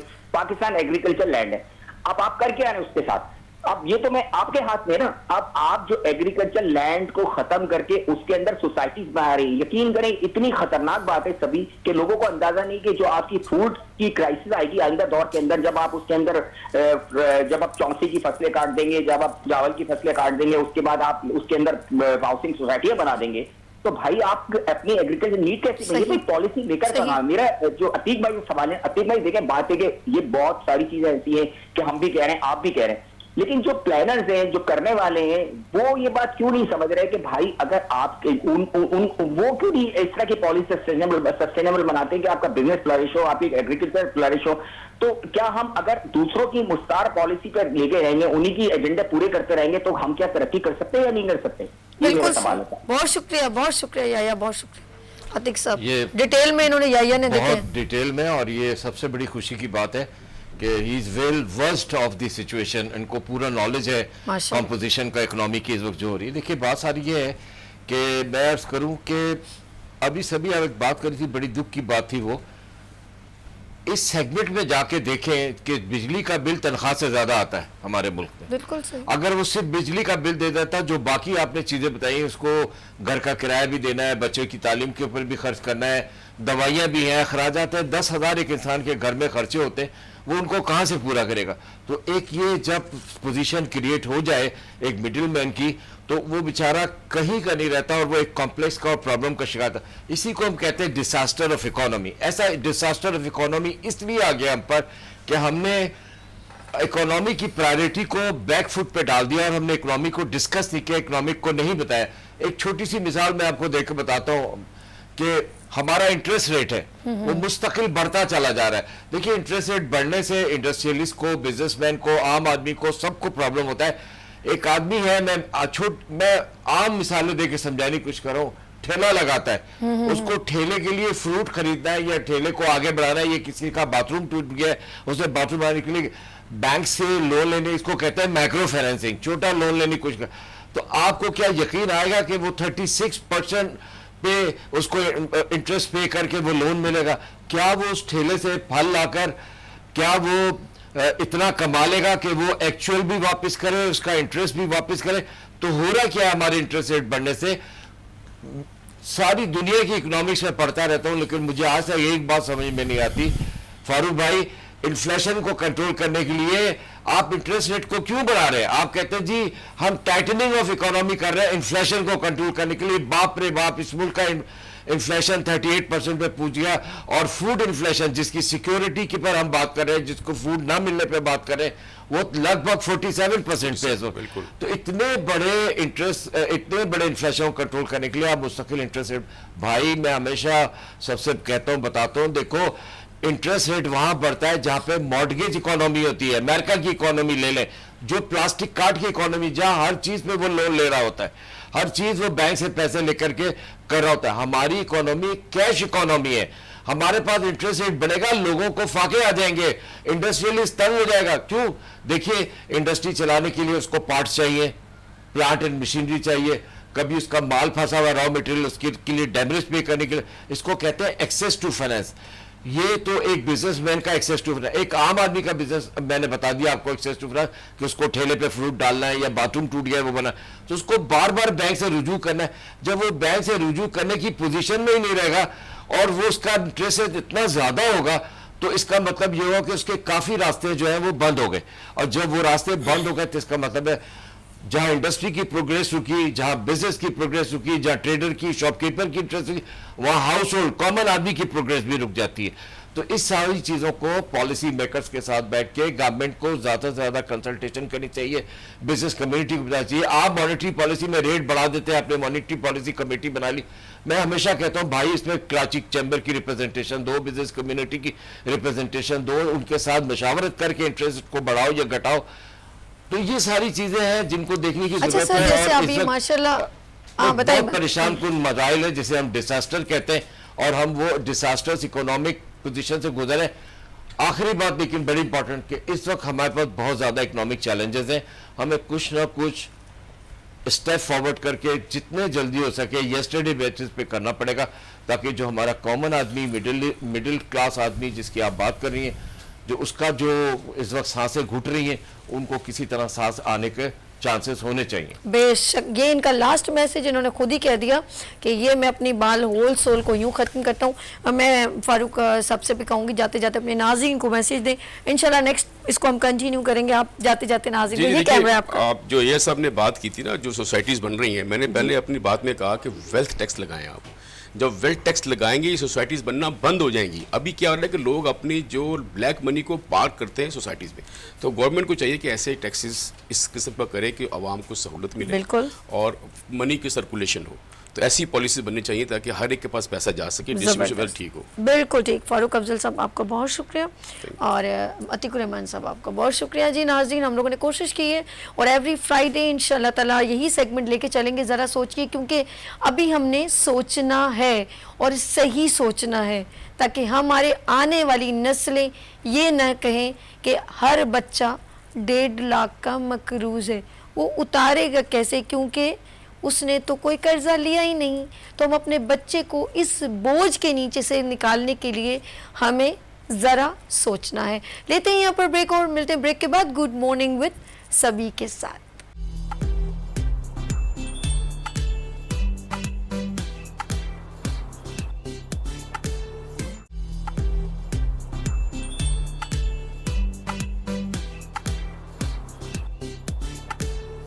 Welcome again, good morning with سبھی آپ کو خوش آمدید کہتی ہے. اور ابھی یہ سیگمنٹ ہے ہیلتھ کا. ایوری فرائیڈے میرے ساتھ بہت ہی سینئر, حکمت میں بڑا نام, طب نبوی میں بڑا نام. جب بات کرتے ہیں ہم یہاں پر طب نبوی اور حکمت میں بڑا نام, تو ایک ایسی شخصیت کی بات کروں گی جن کی 11 پشتیں سے ان کا حکمت سے خوبصورت تعلق ہے. ان کے دادا پر دادا, ان کے دادا, پھر ان کے دادا, اور بڑے قدیم نسخے، ایکوپنچر کی بات کروں، ہومیوپیتھک کی بات کروں، ہربل کی بات کروں، ایلوپیتھک کی بات کروں، سب میں انہوں نے ماشاءاللہ ڈگری حاصل کی ہوئی ہے، بہت ہی سینئر. میں زیادہ بات نہیں کرنا چاہوں گی. اور آج موضوع گفتگو ہے وہ ہے کینسر، چاہے وہ بریسٹ کینسر ہو، لنگز کینسر ہو، بلڈ کینسر ہو یا برین ٹیومر ہو. تو جس طرح کی بھی اللہ نہ کرے آپ کے جو بھی بیماری ہو، تو آپ ہمیں یہاں پر لائیو کال کر سکتے ہیں. نمبر PTCL بھی مینشن ہے، ان کا نمبر بھی مینشن ہے، تو لائیو کالز پہ آپ ہم سے بات بھی کر سکتے ہیں. یہاں پر موجود ہے بہت ہی سینئر، طب نبوی اور حکمت میں بڑا نام، پروفیسر ڈاکٹر حکیم عسکری صاحب. السلام علیکم. جی وعلیکم السلام ورحمۃ اللہ. ڈاکٹر صاحب کیا حال ہے آپ کے؟ ٹھیک ہے اللہ کی رحمت ہے، کرم ہے. اور ماشاءاللہ ابھی آپ نے لاہور میں وزٹ کیا، تو کیسا آپ کا ٹور اور ٹرپ رہا؟ لاہور، اسلام آباد، پنڈی، پشاور، یہ میرے ٹور رہے، جی. جو کہ میں اب انشاءاللہ ہر مہینے میرا یہ ایک ٹور رہے گا. اور میری کوشش ہے کہ اس ٹور میں جتنے زیادہ سے زیادہ لوگوں کو، مریضوں کو سہولت دے سکوں، ان کا علاج کر سکوں. کیونکہ یہ ٹور میرا ایسا ہوتا ہے کہ اکثر مریض جو ہیں وہ آن لائن ویڈیو کالنگ کے ذریعے اپنے آپ کو چیک اپ کروا لیتے ہیں. جی. اور میں یہاں کراچی میں بیٹھا ہوا ان کو سب کو ادویات بھی بھیجتا رہتا ہوں، ہوم ڈیلیوری ہوتی رہتی ہیں. مگر کچھ ایسے مریض ہوتے ہیں جن کا چیک اپ بھی ضروری ہوتا ہے، یا وہ مریض ان کو تسلی نہیں ہوتی جب تک خود وہ معالج کو سامنے چیک اپ نہ کروا لیں. تو ایسے کیسز جو ہیں بہت سارے میرے پاس آئے، جس میں شوگر کے کیسز تھے، ہیپاٹائٹس، بلڈ پریشر کے، ہارٹ کے پرابلمز، کینسر کے مریض بہت آئے. کیونکہ اللہ کی رحمت ہے کہ کچھ ایسے تھے کہ جو ہارٹ کے مریض تھے، جو ان کا میں نے یہاں سے علاج کیا تھا، اور ان کو فائنل چیک اپ کے بعد میں نے انہیں فارغ کر دیا کہ آپ جائیں کسی بھی جگہ پر جا کر اپنا چیک اپ کروا لیں، ECG کروائیں، بڑی بات سمجھے نا. اور جو بھی آپ جس طرح تسلی ہو سکتی ہے وہ آپ اینجیوگرافی وغیرہ کروا لیں، ہر چیز ان کی کلیئر. اللہ کی رحمت ہے کئی مریض میرے پاس اپنی رپورٹیں لے کر آئے کہ حکیم صاحب 3 سے 4 مہینے میں ہمارے وال کھل گئے، ہمارا ہارٹ نارمل ہو گیا. تو بعض مریضوں کے ایسے تھا کہ جن کے ہارٹ جو ہیں وہ پمپنگ پراپر طریقے سے نہیں کر پا رہے تھے. تو ہمارے ان ادویات سے یہ ہوا کہ ان کی پمپنگ بہتر ہو گئی، دل میں طاقت آئی، اور دل نے باقاعدہ پمپ کیا، پوری باڈی میں پریشر بہتر ہو گیا. واہ زبردست. ویسے ہی کہ جو ہیں کینسر کے مریض میرے پاس آئے جن میں برین ٹیومر کے ہیں، بریسٹ کینسر ہے، یا لنگز کا کینسر ہے، معدے کا ہے، آنتوں کا کینسر ہے. تو مختلف کینسر جو ہیں وہ بلڈ کینسر وغیرہ کے پیشنٹس بھی میرے پاس بہت آئے. میل فیمیل میں زیادہ تھا کیا تھا؟ دونوں میں بہت پرسنٹ جو ہیں، فیمیلز میں کچھ زیادہ ہے لیکن میل میں بھی ہے. میل میں جو ہے وہ پروسٹیٹ کینسر کا زیادہ احتمال ہوتا ہے. اسی طریقے سے خواتین میں جو ہے اووری کا جو ہے وہ کینسر دیکھا گیا ہے، وہ زیادہ رہا ہے. تو یہ، اور پھر کچھ کینسر پیشنٹ ایسے تھے میرے جنہوں نے 3 4 مہینے کا علاج کروانے کے بعد نارمل اس میں آ گئے. ان کا بھی فائنل میں نے چیک اپ کر کے ان کو خوشخبری سنائی کہ اب آپ کی باڈی سے کینسر ہمیشہ کے لیے ختم ہو گیا. اچھا، کیا پاسبل ہے کینسر ہمیشہ کے لیے ریموو ہو جائے؟ دیکھیے بات یہ ہے کہ ایلوپیتھک، چونکہ میں نے خود MD کیا ہوا، ڈاکٹر میڈیسن کیا ایلوپیتھک ہوا میں ہے اس کا مطلب؟ دیکھیے میری بات پورے سن لیجیے. جی جی جی. ایلوپیتھک ٹریٹمنٹ میں کیونکہ میں نے کہا کہ میں نے MD کیا ہے، ڈاکٹر میڈیسن کیا ہے، اسی طرح ہومیوپیتھک کوالیفائی ہوں، حکمت میں باقاعدہ کوالیفیکیشن ہے میری، امریکہ سے میں نے نیچروپیتھی میں PhD کیا ہے، اور اسی طرح ایکوپنچر جو طریقہ علاج چائنیز قدیم ترین طریقہ علاج ہے اس پہ بھی میری دسترس ہے، اس میں بھی میں نے کوالیفائی کیا. میں تمام طریقہ علاج کو دیکھتا ہوں، لے کے چلتا ہوں، اور اگر ایلوپیتھک ڈاکٹر علاج کر رہا ہے تو اس کی بھی مجھے معلوم ہوتا ہے کہ وہ کس اس میں بیس پہ کام کر رہا ہے. تو ہربل میڈیسن جو ہے، طب نبوی پر جو ہمارا کام ہوا ہے، اس میں ہم باڈی سے ان ادویات کے ذریعے کینسر کو ہمیشہ کے لیے باڈی سے جو ہے وہ ریموو کر دیتے ہیں. ایلوپیتھک میں یہ ہے کہ مرض کو کنٹرول کر لیا جاتا ہے ادویات سے، اینٹی بائیوٹکس سے، یا اسٹیرائڈز کے ذریعے بعض اوقات ان سے کنٹرول کیا جاتا ہے، اور اسی طرح کیمو ہے، ریڈیشن کے ذریعے اس کو کنٹرول کیا جاتا ہے. مگر وہ باڈی سے ختم نہیں ہوتا، یہ ٹریول کرتا ہے. کینسر ٹریول کرتا ہے، کبھی آپ کے کبھی وہ جائے گا تو بونز میں چلا جائے گا، کبھی اس کے آنتوں میں چلا جائے گا، کبھی اس طرح ہماری ادویات جو ہیں وہ نینو ٹیکنالوجی کے ذریعے تیار ہوتی ہیں، اور اس کا طریقہ کار یہ ہوتا ہے کہ وہ ادویات جو ہے جیسے ہی آپ اس کو استعمال کرتے ہیں وہ فوراً خون میں شامل ہو جاتی ہیں، صحیح، اور خون میں جا کر فوراً آکسیجن لیول خون میں بڑھ جاتا ہے، اور جیسے ہی خون میں آکسیجن لیول بڑھتا ہے خون نورش ہو جاتا ہے، طاقتور ہو جاتا ہے، اور اس کے اندر امیونٹی سٹرونگ ہو جاتی ہے، اور وہ خون جن جن نالیوں سے گزرتا ہے وہ پوری باڈی میں جاتا ہے، وہاں کینسر کو خود سرچ کرتا ہے، تلاش کرتا ہے، اور وہ سرچ آپریشن باڈی میں شروع ہو جاتا ہے، صحیح، اور وہ کینسر جو ہے پوری باڈی سے ریموو کر دیتا ہے۔ یوں مریض جو ہے ہمیشہ کے لیے کینسر کے خطرات سے محفوظ ہو جاتا ہے، اور اس کو باڈی سے جو ہے وہ ٹیومر، وہ کینسر کے افسرات یا Okay. وہ جو باڈی میں جہاں بھی ہے کینسر وہ ختم ہو جاتا ہے، اور مریض جو ہے وہ نارمل لائف میں آ جاتا ہے، پھر برسوں تک زندہ رہتا ہے۔ میرے ایسے کیسز ہیں جو 30 35 40 سال سے کینسر کا علاج کروا چکے ہیں، اور اللہ کی رحمت ہے اپنی نارمل لائف میں ہیں، ماشاءاللہ، اپنے دادا پردادا بن گئے ہیں، نانیاں بن گئی ہیں، ماشاءاللہ، وہاں کہاں وہ اس پریشانی میں تھی کہ ہمارے چھوٹے چھوٹے بچے ہیں، اگر یہ بچے جو ہیں وہ ماں ہوتی ہے نا، ماں ہوتی، جی، اس کو یہ پریشانی نہیں تھی کہ میں دنیا سے جا رہی ہوں، اس کو یہ پریشانی تھی کہ میرے بچوں کا کیا بنے گا۔ اچھا اور ڈاکٹر صاحب، آج وہی خواتین جو ہیں ان کے بچوں کی شادیاں بھی ہو گئی ہیں، اور زندگی کی حسین لمحات جو ہیں وہ گزار رہے ہیں، خوش صحت مند زندگی گزار رہے ہیں۔ تو یہ ہوتا ہے کہ آدمی کو مایوسی نہیں ہونی چاہیے، اور یقین واثق رکھنا چاہیے کہ اللہ تعالیٰ نے ہر مرض کا علاج رکھا ہے۔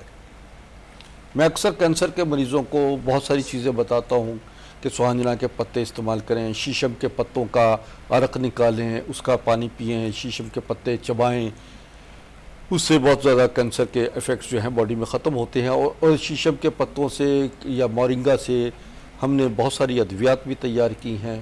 اسی طریقے سے کچھ نسخہ جات ایسے بھی ہیں کہ جو ہم نے اپنے خاندانی نسخہ جات کے ذریعے ان کو باقاعدہ طور پر بڑی جدید ٹیکنالوجی کے ذریعے، نینو ٹیکنالوجی کے ذریعے جو ہے اسے روشناس کروایا ہے عوام میں، اور اس کے بہت زبردست جو ہے ایفیکٹس باڈی میں آ رہے ہیں۔ اوکے، اچھا ہم بات کر رہے ہیں کینسر کی، اور میں ڈاکٹر صاحب سے سوال کرنا چاہوں گی، میں 3 سوال ایک ساتھ کر رہی ہوں۔ ایک تو کیا ریزن کیا ہے کینسر ہونے کا، چاہے وہ کسی طرح کا بھی ہو، کیسے، کیونکہ کبھی کبھی سرپرائزلی ہمیں کسی اور وجہ سے چوٹ لگتی ہے۔ میجورٹی مجھے ایسے لوگ ملے جنہوں نے کہا کہ یار مجھے، تو میں نے کہا آپ کو کیسے کینسر ہو گیا؟ کہہ رہے یار وہ ایک ایکسیڈنٹ ہوا تھا، میرا ٹیسٹ ہوا تو انہوں نے کہا یہ ٹیسٹ بھی کروا لیں، تو وہ ٹیسٹ میں انڈیکیشن ہوا، جبکہ مجھے کوئی فیلنگ نہیں تھی۔ 2-3 لوگوں نے مجھے اسی طرح کا، ایک تو مجھے بتائیے گا کہ اس کا ہمیں کیسے پتہ چلتا ہے کہ ہمیں کینسر ہے، ایک پھر آپ نے یہ بتایا کہ یہ ٹریول کرتا ہے جراثیم، تو کیا ہم اگر اس کو ریکور کرتے ہیں کہ یہ دوبارہ ابھر کے جب ہم سمجھ جاتے ہیں کہ ہم ٹریٹمنٹ کمپلیٹ ہو گیا، کیا چانسز ہوتے ہیں کہ یہ دوبارہ امنڈ کے آ جائے؟ یہ 2 سوالوں کے جواب دیجیے۔ دیکھیں، میرے جتنے بھی کیسز ہوئے ہیں جی، ان تمام کیسز میں دوبارہ ان لوگوں کو کینسر نہیں ہوا۔ میری اپنی پریکٹس تقریباً 50-55 سال پر جی، محیط ہے، جی، یعنی آدھی صدی سے زیادہ میری پریکٹس کو گزر گئے ہیں، ماشاءاللہ۔ اور پھر یہ ہے کہ میری جو آباء و اجداد کی نسل در نسل ایک علم چلتا ہے، سینہ بسینہ چلتا ہوا آتا ہے، وہ بھی تقریباً 400-500 سال کا ایک علم ہے، نالج ہے جو مجھ تک پہنچا ہے۔ تو یہ چیزیں ہوتی ہیں کہ تجربہ جو ہوتا ہے وہ انسان کو اس وقت ملتا ہے جب پریکٹیکل لائف میں آتا ہے، اور علم تب ملتا ہے جب اس کی جو پڑھتا ہے اور اس کو خاندانی طور پر اس کے جو ہے وہ تجربات جو ہیں وہ اس تک پہنچتے ہیں۔ میں اپنے اس میں ریسرچ کرنے کے بعد جو ہے میں سمجھتا ہوں کہ کینسر جن لوگوں کا میں نے علاج کیا ہے وہ 100% ٹھیک بھی ہو گئے ہیں اور برسوں تک زندہ رہے ہیں۔ باقی یہ ٹریول کرنے والا معاملہ جو میں نے ابھی آپ کو بتایا ہے، یہی چیز کو ہم باڈی سے ختم کرتے ہیں اور پوری باڈی کی کلینزنگ ہو جاتی ہے۔ بہترین۔ باقی کینسر ہونے کی وجوہات آپ نے پوچھی، اس کی بہت ساری وجوہات ہیں۔ دیکھیں، منہ کے کینسر کا الگ معاملہ ہے کہ وہ لوگ جو پان، سگریٹ، تمباکو، گٹکا، شراب نوشی اور مرچ مسالے، اچار چٹنی کا استعمال بے دریغ کرتے ہیں، اور بغیر منہ صاف کیے، دانت صاف کیے بغیر اسی طرح سو جاتے ہیں، اسی طرح، تو وہ ان کو اکثر جو ہے وہ ایسے پھر زخم ہو جاتا ہے، اور وہ زخم جو ہے دانہ نکلتا ہے، اور بڑھتے بڑھتے جو ہے اس کی لاپرواہی اگر کریں تو وہ کینسر کی صورت بن جاتا ہے. ہر بگڑا ہوا زخم، ہر ایسا جہاں پر بلاکیج زیادہ ہو وہاں پر ایک ٹیومر بن جاتا ہے اور وہ ٹیومر بعد میں کینسر کی صورت بنتا ہے. اسی طرح خواتین میں ان کو پولیسس ہے یا فائبرائڈز ہیں، سسٹ ہو گیا ہے، اور یا مینسز جو ہیں وہ پراپر طریقے سے بلاک ہو جاتے ہیں، وہ نہیں آ پا رہے ہوتے، انٹرنل کسی قسم کی ایچنگ یا انفلمیشن ہو جاتی ہے، تو وہ اگر اس کا علاج نہ کریں تو وہ بڑھتے بڑھتے کینسر کی صورت بن جاتا ہے. بالکل ٹھیک. ایسے ہی جو ہمارا اووری کا ساتھ ساتھ جو ہے اووری کا کینسر ایسا ہوتا ہے کہ بہت ساری نوجوان خواتین بچیاں ہیں جن کا شادی سے پہلے یہ پرابلم شروع ہوتی ہے اووری کی، تو ان کو ایسی صورت میں ان کی اووری ریموو کر دی جاتی ہے، جو کہ بالکل شادی کے بعد مطلب وہ اپنی ساری زندگی اولاد کی نعمت سے محروم. ہاں بالکل، وہ پیدائش سے محروم ہو جاتی ہیں، اولاد نہیں پیدا کر سکتی کیونکہ ان کا سسٹم ڈسٹرب ہو جاتا ہے، کولیپس ہو جاتا ہے اور اس کو ریموو کرنا پڑتا ہے. میں نے بہت ساری ایسی بچیوں کا علاج کیا جو بعد میں شادی جن کی ہو گئی اور صاحب اولاد بھی ہو گئی، کیونکہ ان کی اووری سے اور ان کی فیلوپین ٹیوبز یا بلاکیج وغیرہ سے جو ہے وہ کینسر کے اثرات ہمیشہ کے لیے ختم ہو گئے اور نارمل لائف میں آ گئے. ایسی کینسر کی جو وجوہات معدے جگر کی ہے، جگر کا کینسر ہے جسے آپ لیور سورسس کہتے ہیں، اس میں جگر کا کچھ حصہ جو ہے وہ آپ کا وہ وہاں پر بلڈ سرکولیشن نہیں ہوتی، وہ وہاں سسٹ بن جاتی ہے، اس جگہ سخت ہو جاتی ہے، اور وہاں پر اس کے بعد جو ہے وہ کیونکہ دوران خون رک جاتا ہے تو بہت سارے مسائل پیدا ہونا شروع ہو جاتے ہیں. جگر کی خرابی کی وجہ سے خون نہیں بن رہا ہوتا اور مریض جو ہے وہ دن بہ دن کمزور ہونا شروع ہو جاتا ہے. بالکل. ایسے میں پھر وہی چیزیں ہیں کہ جو ہماری ادویات ہیں وہ فوری طور پر جو ہے وہ ان کی روٹس کھولتی ہیں، بلڈ سرکولیشن نارمل کرتی ہیں. وہاں جو کینسر کی وجہ سے یا سوراسس کی وجہ سے جو حصہ سخت ہو جاتا ہے، جہاں اسے ہم کہتے ہیں سدے، لیور جگر کے سدے پڑ جانا. اچھا. تو وہ سخت ہو جاتی ہے. سدے کا مطلب ہے جہاں پر جو چیز سخت ہارڈنس ہو گئی، ٹھیک ہے، سختی آ گئی، اس میں نارمل آ جاتا ہے، وہ نرم ہونا شروع ہو جاتے ہیں، بلڈ سرکولیشن نارمل ہو جاتی ہے اور یوں جگر جو ہے اپنی جگہ پر. یعنی کہ بلڈ جمنا شروع ہو جاتا ہے اس جگہ پر. دیکھیں جہاں بلاکج ہو جائے، بلڈ سرکولیشن ہی رک جائے، صحیح صحیح، تو وہاں خون اکٹھا ہوتا چلا جاتا ہے اور وہاں پر سخت ہونا یا شروع تو ہو جاتا ہے. اس جگہ کا کوئی انڈیکیشن جیسے نیلا جامنی ہونا ایسا ہو سکتا ہے، کلر اوپر سے اسکن کے اوپر ایسا کوئی فیلنگ آتی ہے. اسکن میں دانے بھی آتے نکلتے ہیں، ٹھیک ہے. اسکن کی میں بعض اوقات ریشز آ جاتے ہیں، نیلاہٹ ہو جاتی ہے، یا سرخی مائل جو ہے باڈی میں ایک انفلمیشن ہوتا ہے، ورم آنا شروع ہو جاتا ہے، ہاتھوں پیروں چہرے پہ ورم آتا ہے، آنکھوں کے گرد حلقے پڑ جاتے ہیں، منہ کا ذائقہ خراب رہتا ہے. یہ انڈیکیشن ہے. سینے میں بعض اوقات جلن اور گرمائش محسوس ہوتی ہے. تو وہ بھی فوری طور پہ ناظرین ایسے موقع پر اپنے معالج سے رابطہ کریں. بالکل. جب آپ کی یہ کیفیت ہوں اور تو آپ اور لیور جو ہے یہ آپ کی طرف جو ہے یہ آپ رائٹ سائڈ پر لیور کا ہوتا ہے، اگر یہاں درد ہونا شروع ہو جائے، کسی قسم کی بھی چمک ہو تو اسے معمولی نہ سمجھیں اور فوری طور پر جو ہے آپ رابطہ کر کے اپنا اس سلسلے میں مشورہ حاصل کر سکتے ہیں تاکہ اپنے اس مرض کو وقت سے پہلے ہی بڑھنے سے پہلے کنٹرول کیا جا سکے. بے شک بے شک. اس میں سبزیوں کا استعمال زیادہ سے زیادہ کریں، پھل زیادہ سے زیادہ کھائیں، اور اس کے چکنائی، چربی والی چیزیں، تیز مرچ مسالے، اچار چٹنی اور گوشت کا استعمال کم از کم کریں. سبزیاں، پھل، دودھ، دہی وغیرہ کا زیادہ سے زیادہ استعمال کریں. دیکھیں جعلی قسم کی جو یہ مسالے آ رہے ہیں، جعلی ادویات ہیں، یا جو بھی جعل سازی انسانی جانوں سے کھیلنے والے کر رہے ہیں، دودھ میں، مسالوں میں، صحیح کہہ رہے ہیں، ہر قسم کی جعل سازی ہو رہی ہے، یہ انسانی جانوں سے کھیلنے کے مترادف ہے. اور نہ دنیا میں ان کی یہ سکون حاصل کر سکتے ہیں اور نہ ہی یہ لوگ آخرت میں ان کی بخشش ہے.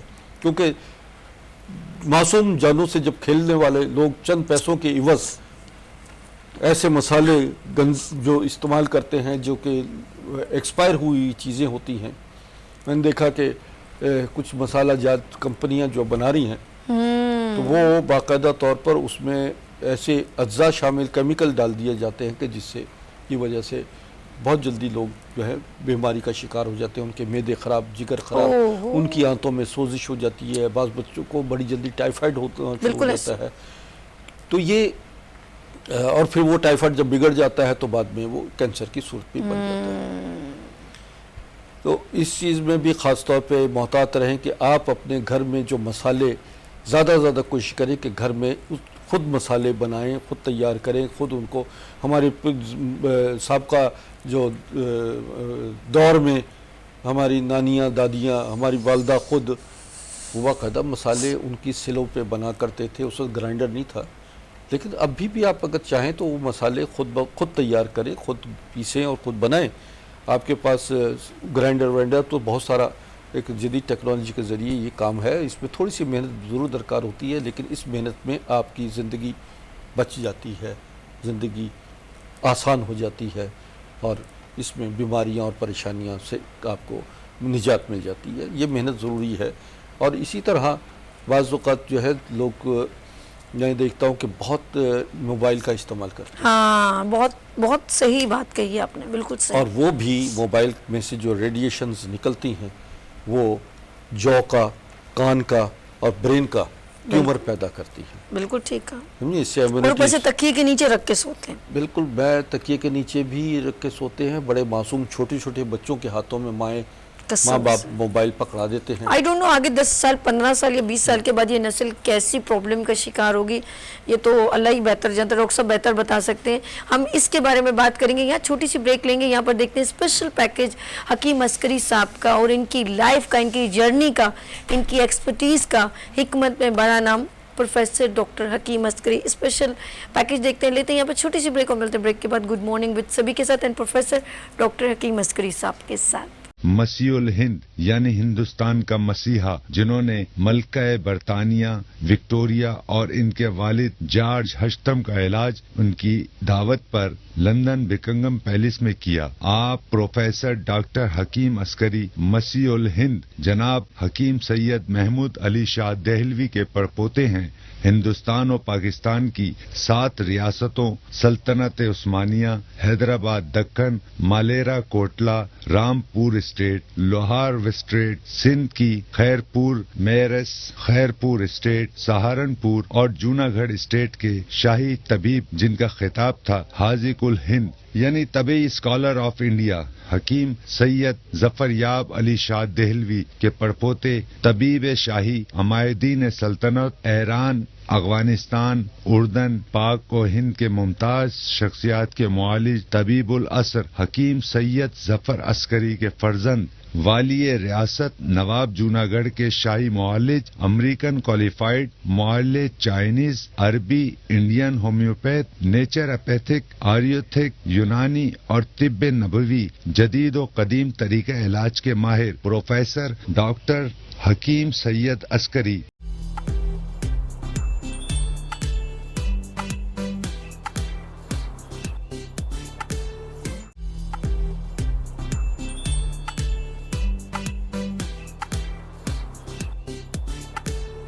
Welcome again, good morning with سبھی آپ کی خدمت میں ایک بار پھر حاضر ہے. بات کریں آپ کی صحت کی، اور ٹاپک جو آج موضوع گفتگو ہے وہ ہے کینسر.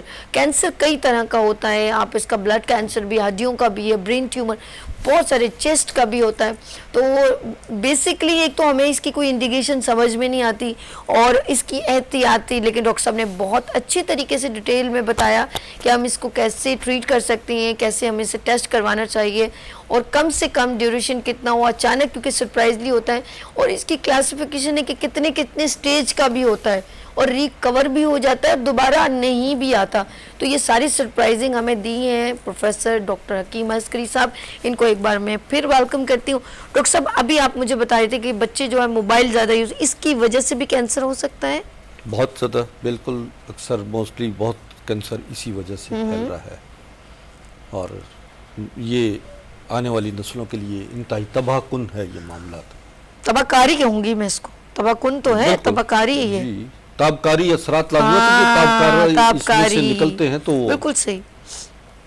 تو یہ چیزیں ہیں کہ جو آپ کے معاملات جو ہیں یہ آپ کو خاص طور پر والدین کو اپنے بچوں کے ساتھ جو ہے ان کو बेशक मोबाइल इस वक्त की बहुत ज़रूरत है, लेकिन जिनको ज़रूरत है उनके हाथ में होना चाहिए।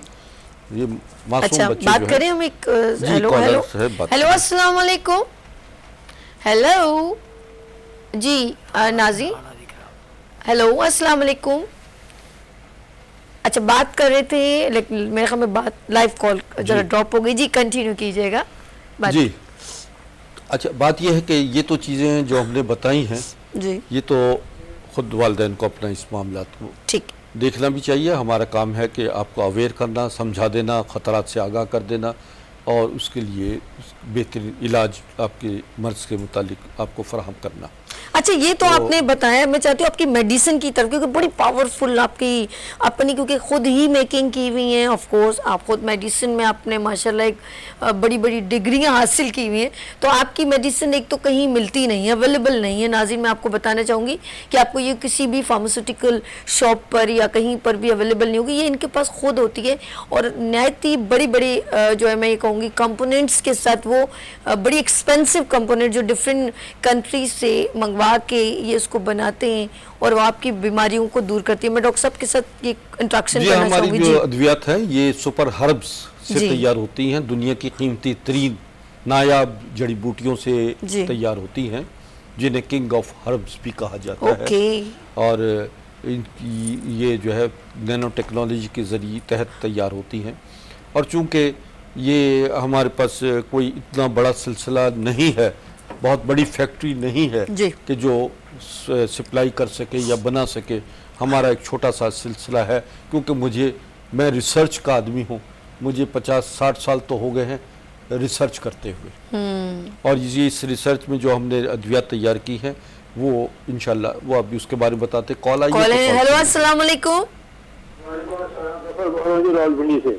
रावलपिंडी से जफर, कैसे हैं आप भाई? ठीक है, शुक्र अल्लाह का। सवाल कीजिए। प्रोफेसर डॉक्टर हकीम अस्करी साहब मौजूद हैं। जी जी जी बोले। जी बात कीजिए। जी वालेकुम वालेकुम। हाँ बेटा। रावलपिंडी से बोल रहा हूँ, जफर बोल रहा हूँ। मेरे मेदे में कुछ पहले जख्म हो गया था जी। अब मेरे जख्म के बाद जो था मैं कुछ अरसे से मैं एक कैप्सूल है मैं खाता हूँ, वो जलराजिस, लेकिन उससे कोई फर्क नहीं पड़ता। लेकिन कुछ अरसे के बाद मेरे को मेदे में गैस होती है, उसके बाद मुझे चक्कर आते हैं और मैं गिर जाता हूँ, फिर मैं बेहोश हो जाता हूँ, फिर मुझे क्या आती है सर। अच्छा अच्छा अच्छा। जी जी। ये कितना अर्सा हो गया आपको? ये तो पहले जख्म हुआ था, कुछ 2-3 साल हो गए सर। जी जी। मैं आपको बताता हूँ, आप बहुत शुक्रिया जफर साहब, आपने कॉल की रावलपिंडी से। जी अस्करी साहब। अच्छा, जफर साहब का मामला ये है कि इनके मेदे में चूँकि ज़ख़म है, वो किसी वक्त में भी इनको प्रॉब्लम्स कर रहा है। और ये कि इनको फौरी तौर पर जो है एक तो मुझसे अपनी रिपोर्ट भेजें और इलाज शुरू करवाएं, ताकि ये मुकम्मल तरीके से आपके जिस्म से ख़त्म हो जाए मसला। नहीं तो ये मामला ख़तरनाक सूरत भी इख्तियार कर सकते हैं। फ़िल वक्त तो मैं आपको एक कहवा बताता हूँ, वो आप इस्तेमाल कीजिए। आप मलेठी लीजिए, मलेठी, पुदीना और सोहंजना, 3 चीज़ें लीजिएगा हम वज़न, और मतलब 5-5 ग्राम लीजिए और इसको 3 कप पानी में बॉयल करके 1 कप सुबह और 1 कप दोपहर और 1 शाम, ये 3 टाइम आप इस्तेमाल कीजिए खाली पेट। इसके अलावा मिर्च, मसाले, अचार, चटनी, गोश्त का इस्तेमाल, ख़ास तौर पे गाय के गोश्त का इस्तेमाल बिल्कुल ना कीजिए। और अगर आप बकरे का गोश्त का पतला शोरबा, उसमें घी या तोरी और लौकी डालें, कद्दू का इस्तेमाल करें और सब्जियां, फलों का इस्तेमाल ज़्यादा से ज़्यादा रखें, तो ये आपके लिए आसानियाँ पैदा करेगा और आपके लिए परेशानियाँ कम करेगा। तो बाकी मुझसे रब्ता कर लीजिएगा। व्हाट्सएप नंबर मेरा चल रहा है नाज़रीन, व्हाट्सएप पर आप वीडियो कॉलिंग के ज़रिए भी अपने आप को चेकअप करवा सकते हैं और घर बैठे मुकम्मल तरीके से हम अद्वियात जो है यहाँ से होम डिलीवरी करते हैं और वो आपको 2 से 3 दिन में आप तक पहुँच जाती है। डिटेल में बता देना, ये अपने व्हाट्सएप पे आप इनसे कहेंगे अपनी डिटेल तमाम व्हाट्सएप कर सकते हैं। जी हाँ, जितनी भी हमारी अद्वियात जो इस वक्त देख रहे हैं, ये मार्केटिंग नहीं करते, बराह रास्त हमारी अद्वियात जो हैं कंज्यूमर तक पहुँचती हैं, मरीज़ तक पहुँचती हैं और वो अपना फीडबैक देती हैं कि हम अद्वियात से उन्हें कितना फ़ायदा हुआ। बाकी ये व्हाट्सएप पर अपनी मुकम्मल डिटेल वॉइस मैसेज के ज़रिए भेजें, मुकम्मल अपनी रिपोर्ट्स भेजें और रिपोर्ट्स भेजने के बाद फ़ोन करके मुझे इतला भी करें کہ میں آپ کی اسی وقت رپورٹیں وغیرہ چیک کر کے آپ کو جو پرسکرائب کرنا ہے، نسخہ لکھنا ہے، جو ادویات آپ کے لیے تجویز کر کے میں آپ کو اسی وقت آپ کو گائیڈ کر دوں گا. کیونکہ یہ میرے پاس بہت سارے سینکڑوں میسیجز آتے ہیں جس میں بعض اوقات کئی لوگوں کے میسیج جو ہیں وہ سلپ ہو جاتے ہیں جو میں پڑھ نہیں پاتا. تو کائنڈلی مجھ سے جب بھی آپ کوئی وائس میسیج کریں یا کچھ بھی کریں مجھے کال کر کے بتا دیں تاکہ میں اسی وقت آپ کا فیڈ بیک آپ کو کر سکوں. بہتر. اچھا ڈاکٹر صاحب آپ کے پاس جس طرح کے پیشنٹس آتے ہیں تو میں نے کہا کہ فل ٹریٹمنٹ جب آپ کرتے ہیں تو ڈیوریشن کیا پیشنٹ کی ڈیزیز کے اوپر ہوتا ہے؟ کتنی جلدی ریکور ہو سکتا ہے ایک کینسر پیشنٹ، چاہے اس کا منہ کا کینسر ہو یا گلے کا ہو یا کسی طرح؟ میکسیمم انڈیکیشن ہوتی ہے نا کہ یار اس کو فیل ہو رہا ہے یس مجھے ریلیو مل رہا ہے. آپ کیا دیکھیں بتانا بات یہ ہے کہ کینسر کے مریض جو ہیں وہ پہلے 1 مہینے کے اندر جو ہے ان کو ریلیف شروع ہو جاتا ہے. اچھا 1 مہینہ میکسیمم؟ یہ 4-5 مہینے تک جو ہے وہ ڈیپینڈ کرتا ہے کہ کینسر کی سٹیج کیا ہے. اوکے. اگر انیشلی سٹیج ہے، فرسٹ سٹیج یا سیکنڈ سٹیج ہے تو 2 مہینے 3 مہینے میں مریض نارمل ہو جاتا ہے. اوکے. اور سیکنڈ یا تھرڈ سٹیج میں 4 سے 5 مہینے لگتے ہیں. ٹھیک ہے. اس طرح آخری سٹیج کے کئی مریض ہوتے ہیں تو اس کو 5 سے 6 مہینے لگ جاتے ہیں. مگر یہ ہے کہ 100% ریکوری کے چانسز بن جاتے ہیں جب ہمارے سے وہ مکمل ہماری ہدایت پہ عمل کرتا ہے اور بلائنڈ فیتھ کرتا ہے کہ اللہ تعالیٰ شفا دے گا اور مالج جو ہے اس پہ یقین واثق ہو کہ اللہ نے اس کے ہاتھ میں شفا دی ہے. بے شک. اچھا سر، یہ کیمو تھراپی میں اکثر لوگ ڈرتے بہت ہیں کہ یہ کروانے سے مر جائیں گے اور مطلب ان کا خوف، ان کا امیون سسٹم اتنا نہیں ہوتا اور لوگ اکثر کہتے ہیں نہیں کیمو تھراپی کروائیں ٹھیک ہو جائیں گے، لیکن اکثر لوگ نہیں برداشت کر پاتے. ہاں سبھی بہت اچھا سوال ہے. یعنی اس پورے پروگرام کا بہترین سوال آپ کا یہ ہے. اصل میں بات یہ ہے کہ یہ نالج جو میں ناظرین کو دینا چاہتا ہوں، ہم مریض کو کہہ دیتے ہیں کہ اگر آپ کیمو کروانا چاہیں کیمو کروائیے، ریڈیشن کروانا چاہیں کروائیے، مگر کیا آپ کے اندر وہ مدافعتی ہے تو پھر آپ ضرور اس کو. اب پھر دوسری بات یہ ہے کہ جو ادویات ہم دیتے ہیں اس سے یہ ہوتا ہے کہ ان کا امیون سسٹم سٹرونگ ہو جاتا ہے. کیمو کے ریفلیکٹ جو ہے باڈی میں جو آتے ہیں، جو بلڈ سیلز کم ہو جاتے ہیں، لیور پہ اس کا ایفیکٹ آتا ہے، یا بال جھڑ جاتے ہیں بعض مریضوں کے. تو وہ اس کو فوری طور پر وہ ہماری ادویات کے ساتھ ساتھ استعمال کے ساتھ ساتھ اب وہ کیمو کروائے یا ریڈیشن کرواتے ہیں تو اس کے ریفلیکٹ کم از کم ہو جاتے ہیں. مریض کو اتنا کمزوری نقاہت نہیں ہوتی جتنا ہماری ادویات کے استعمال کے ساتھ ساتھ اگر وہ ان چیزوں کو ڈاکٹر کے ہدایت پر عمل بھی کرتا رہتا ہے. تو یوں جو ہے وہ کیمو کی خوف سے یہی خوف ہوتا ہے کہ عمر بھی زیادہ ہے، امیونٹی بھی کم ہے اور یہ کروانا بھی مشکل ہے. تو یہ اس میں ہماری کچھ ادویات بھی ایسی ہیں جو آپ کو کیمو سے بچا بھی دیتی ہیں. زبردست. جی ہاں، وہ خود ادویات جو ہے کیمو کا کام کرتی ہیں. مگر اگر کچھ لوگ چاہتے ہیں کہ بھی کیمو بھی کروائیں اور ساتھ ساتھ جو ہے ان کا امیونٹی بھی سٹرونگ رہے تو وہ ہم سے ہمارا یہ ایک کورس ہے جو امیونٹی کو سٹرونگ کرنے والا ہے وہ منگوائیے. اس میں ہمارے نیوٹریشنز میں جو ایسی عسکری گرین کے نام سے ہماری جو پروڈکٹ ہے اس میں 22,000 نیوٹریشنز موجود ہیں. دنیا کے قیمتی ترین ادویات ہیں، سمجھے نا. 150 کمپوننٹ موجود ہیں. کال آ رہی ہے تو جی بات کر لیں. ہیلو السلام علیکم. جی آپ کا نام کیا ہے میری بہن؟ میں ڈیرہ اسماعیل خان سے بات کر رہی ہوں. میری والدہ صاحب کو گھٹنوں کا بہت زیادہ مسئلہ. ڈیرہ غازی خان سے. آپ کا نام کیا ہے؟ ڈیرہ اسماعیل خان. اچھا ڈیرہ اسماعیل. نہیں آپ کا نام کیا ہے میری بہن؟ اینا. اینا کیا پوچھنا چاہیں گے؟ ڈاکٹر صاحب موجود ہیں. ڈاکٹر صاحب سے یہ پتہ کرنا ہے کہ میری والدہ کو کافی ٹائم سے گھٹنوں میں مسئلے ہیں. اچھا عمر کیا ہے ان کی؟ اس کی 50 پلس ہے. 50 پلس ہے. وزن کتنا ہے؟ وزن بھی زیادہ ہے. تو وزن بھی زیادہ ہے اور ساتھ میں گھٹنوں کا مسئلہ بھی ہے. ہاں بس یہ آپ نے بات کی ہے کہ وزن بھی زیادہ ہے. کوئی اور بیماری تو نہیں؟ شوگر وغیرہ؟ ہاں کوئی اور پرابلم؟ نہیں شوگر نہیں ہے. تو بلڈ پریشر ہے وہ ٹیبلٹس لیتی ہے. ٹھیک ہے بہت شکریہ. ٹی وی دیکھیے. میں بتاتا ہوں اصل مسئلہ کیا ہے کہ والدہ کا ان کا وزن زیادہ ہے. بڑھ گیا وزن اور اتنی عمر تو نہیں ہے. جب وزن زیادہ ہو جائے نا تو پھر ان کے یہ گھٹنوں کا علاج جو ہے وہ اس پر توجہ کم دینی چاہیے. ان کے وزن کو کم کرنے کے لیے آپ غور کریں, کیونکہ اگر ٹانگیں 60 کلو وزن اٹھا رہی ہیں, اٹھانے کے قابل ہیں, اور اس پہ 80 یا 90 کلو وزن ڈل جائے تو بیچاری ٹانگیں کیا کریں گی. صحیح, بالکل. آپ ٹانگوں کے لیے دوائیں کھا رہی ہیں کہ جی گھٹنوں کا یہ نہیں کیجئے. یہ میں آپ کو بتاتا ہوں کہ اس کے ساتھ ساتھ جہاں آپ گھٹنوں کا یا ان کی دوائیں لیں, ساتھ ساتھ وزن کم کرنے کے بھی طریقے آپ کو آنے چاہیے, اور ایسی ادویات موجود ہیں ہمارے پاس جو ریپڈلی ویٹ بھی کم کرتی ہیں اور آپ کی ان کے پٹھوں اور ہڈیوں اور جوڑوں کو بھی مضبوط کر دیں گی. تو میرے سے آپ ادویات منگوا لیجئے گا. اس میں آپ کو میرے نمبر چل رہے ہیں, آپ کال کیجئے اور اس کے لیے آپ کو بہترین دوائیں دے دیں گے جس میں آپ کا نارمل سب چیزیں نارمل ہو جائیں گی. آپ کی والدہ انشاءاللہ اللہ انہیں زندگی دے, سب چیزیں بہتر ہو جائیں گی. اور ساتھ ساتھ میں چاہوں گی کہ پروگرام سے پہلے 5 منٹ, ابھی 5-7 منٹ ہے, لیکن آپ اپنے جو کراچی میں آپ سٹنگ کرتے ہیں اس کی لوکیشنز اور اس کا ٹائم, اور جیسے آپ سے ابھی بھی 12 بجے کے بعد لوگ رابطہ کریں, یہ سب کچھ آپ بتائیں تاکہ لوگ آپ سے رابطہ کرنا چاہ رہے ہیں. مستقل ڈاکٹر صاحب کا فون بج رہا ہے, مستقل. جی ہاں, جی ہاں, بالکل. ناظرین, بات یہ ہے کہ آپ فون ضرور کریں مجھے, لیکن آپ 4 بجے کے بعد اگر کریں گے تو مناسب بھی رہے گا, کیونکہ ابھی مسلسل میرے فون بج رہے ہیں اور اس وقت میں اٹینڈ نہیں کر پاؤں گا. تو آپ 4 بجے کے بعد مجھے کالز کریں اور انشاءاللہ تعالی اس پہ بھی آپ کو مناسب جواب ملتا رہے گا. میں اس وقت پاکستان کا ٹور کر کے کراچی پہنچا ہوں, آج صبح ہی پہنچا ہوں میں کراچی.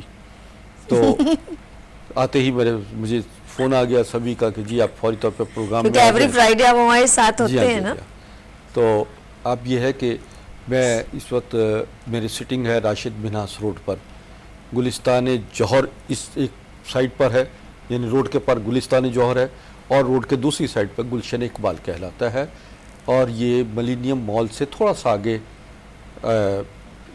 جو ہمارا جوہر موڑ کا پل ہے اس سے تھوڑا سا 5ویں بلڈنگ ہے, کراس کرتی لاسانیہ ریسٹورنٹ کے پاس ہے, پیٹرول پمپ سے پہلے ہے. تو یہ اس لیے آپ کو لوکیشن ساری سمجھا دی تاکہ آپ کو آنے میں آسانی ہو. اس کے ساتھ اگر جو لوگ آنا چاہتے ہیں فون کریں, فون پر میں ان کو پوری جو ہے لوکیشن وغیرہ بھیج دیتا ہوں. جتنی بھی کالز آتی ہیں ان کو ساتھ ہی میں ہماری طرف سے ایک میسیج چلا جاتا ہے جس میں ساری ٹائمنگز وغیرہ, فیس اور لوکیشن اور سب چیزیں معلومات فراہم کر دی جاتی ہیں. تو یہ چیزیں ہیں کہ میرا سٹنگ آج کل 4 بجے سے رات 9 بجے تک ہے یہاں پر, اور مسلسل جو ہے ہم یہاں پر ایک ہی جگہ پہ بیٹھ رہے ہیں. میں ابھی کراچی میں میری جو مختلف برانچز تھیں وہ ہم نے کرونا کی وجہ سے ہم نے بالکل کلوز کر دی, اور اس کرونا نے یہ ہمیں سہولت دے دی جس طرح کہ جی اب آن لائن ویڈیو کالنگ کے ذریعے آپ وائس میسیج کے ذریعے مکمل تفصیلات ہمیں بھیجیں, اور ویڈیو کالنگ کے ذریعے جو ہے مریض کو چیک اپ کرتے ہیں. ویڈیو کالنگ جو ہے اس میں جب آپ چیک اپ کرواتے ہیں تو اس کی فیس ہم نے 500 رکھی ہوئی ہے, وہ فیس ہے. باقی میری چیک اپ فیس 1000 ہے, جس میں ہم اپنی مشینوں کے ذریعے, اپنی ڈیوائسز کے ذریعے مکمل تھورلی مریض کو چیک اپ بھی کرتے ہیں. اور اس میں ہمارے پاس ایسی مشینیں موجود ہیں جو کہ آپ کی ریڑھ کی ہڈی کے مہروں کو نارمل کرتی ہیں, ان کو الائن کرتی ہیں, ان کی باقاعدہ طور پر جو گیپ ہے وہ نارمل ہو جاتا ہے. اس میں جو وینز دبی ہوئی ہوتی ہیں جس کی وجہ سے شٹیکا پیرالائز پرسن ہو جاتے ہیں لوگ, یا اسی طرح بہت سارے پرابلم جو ہیں وہ آپ کی ریڑھ کی ہڈی کے مہروں کی ڈسلوکیٹ ہونے کی وجہ سے پیدا ہونا شروع ہو جاتی ہیں. اس سے بہت سارے معاملات آپ کے درست ہو جاتے ہیں. ہمارے پاس بلڈ سرکولیشن مشینیں ہیں جو کہ بلڈ کو سرکولیشن کرتی ہیں. میرا دور جدید اور دور قدیم کی حسین امتزاج کے ساتھ جو ہے طریقہ علاج جو ہے وہ میرا مرتب کیا ہوا ہے, جو آپ کو اب اس وقت میں سمجھتا ہوں کہ جو میری کوالیفیکیشن ہے, امریکہ میں ہم نے 19 سال پڑھایا ہے, امریکہ میں باقاعدہ طور پر میں نے پی ایچ ڈی کیا ہے, این ایم ڈی کیا, ڈاکٹر نیوکلیئر میڈیسن ہے, اس طرح ایم ڈی کیا ڈاکٹر آف میڈیسن, اور پھر اسی طرح میں نے ایکیوپنچر اور ہومیوپیتھک اور نیچروپیتھی میں باقاعدہ طور پر میں نے کوالیفائی کیا, اور ریسرچ میرا بہترین رہا ہے. یعنی میرا شوق ہے, میں ہر مختلف کرونک ڈیزیز پر باقاعدہ ریسرچ کرتا ہوں, اور جان لیوا مرضوں پر میرا بہت سارا इंशाअल्लाह अल्लाह की रहमत से बड़ा वर्क रहा है। तो ये है कि नाज़रीन, आप चूँकि वक्त की कमी होती चली जा रही है, मैं ये कहूँगी कि एक डिटेल में एक लास्ट मैसेज दे दें, ठीक है, क्योंकि लास्ट में आपका पैकेज भी हम लोग प्ले कर देंगे, नाज़रीन और भी देख लेंगे। वैसे तो इतना माशाअल्लाह दिल करता है इनकी, जो एक बड़ी नॉलेजेबल पर्सन है, ऑफ कोर्स हिकमत में जब भी तो कहती हूँ बड़ा नाम है, तो हकीम अस्करी साहब से आप रब्ता कर सकते हैं। डिटेल में अभी कॉल ना कीजिएगा, आप अगर अपनी वॉइस भी दे दीजिएगा तो उसके बाद आप इनसे 4 बजे रब्ता कीजिएगा। लास्ट मैसेज मैं आपसे लेना चाहूँगी। लास्ट मैसेज तो मेरा नाज़रीन को यही है कि अल्लाह की अमानत ये जिस्म आपका है। आप दुनिया में पहली और आखिरी दफ़ा आते हैं, अपनी जिस्म की कदर करें और जो रिज़्क़ अल्लाह ताला ने रिज़्क़ हलाल दिया है उस पर इक्तफ़ा करें। और ये आपको जो नमाज, रोज़ा, ज़कात और सदका है, इसको यकीन मानिए कि ये आपकी वजह निजात भी बनते हैं, आपकी ज़िंदगी को आसान भी कर देते हैं। इससे लोगों जो है जिनकी आप मदद करते हैं उनकी दुआएं भी आपके लगती हैं, और दवा और दुआ दोनों मिलकर मनजानिब शिफा बनती हैं। हम इसी चीज़ को अगर नज़रअंदाज कर देते हैं और दवाखानों में, शफाखानों में सिर्फ सेहत तलाश करें, तो जानिए कि ये सेहत तो आपको मिल जाती है, मगर अगर आपको अल्लाह की तरफ से रुजू हो जाए तो आप सेहत कामिल की तरफ आप आ जाते हैं और हमेशा के लिए अपनी ज़िंदगी को आसान कर लेते हैं। बहुत शुक्रिया। यही आपके लिए बेहतरीन एक वो है, आपका पैगाम है कि आप अपने इमराज पर परेशान ना हो। अल्लाह ने हर मर्ज़ की दवा रखी है और वो इलाज आपके लिए आपको बेहतर तरीके से समझ में आ जाएगा, जिस पर आप यकीन वासिक करके अमल शुरू कर दें और अल्लाह उसको शिफा देता है। बेशक, बहुत शुक्रिया डॉक्टर साहब, आपने हमें ज्वाइन किया। एवरी फ्राइडे हमारे साथ प्रोफेसर डॉक्टर हकीम अस्करी साहब होते हैं। जी नाज़रीन, जाने का वक्त हो गया और इस उम्मीद के साथ जा रही हूँ कि अल्लाह पाक हम सबको अपने हिफ्ज़-ओ-मान में रखे और इंशाअल्लाह फिर हम तुलू होंगे उभरते सूरज की तरह। अपना बहुत ख्याल रखिएगा, मुझे दुआ में याद रखिएगा। अल्लाह हाफ़िज़।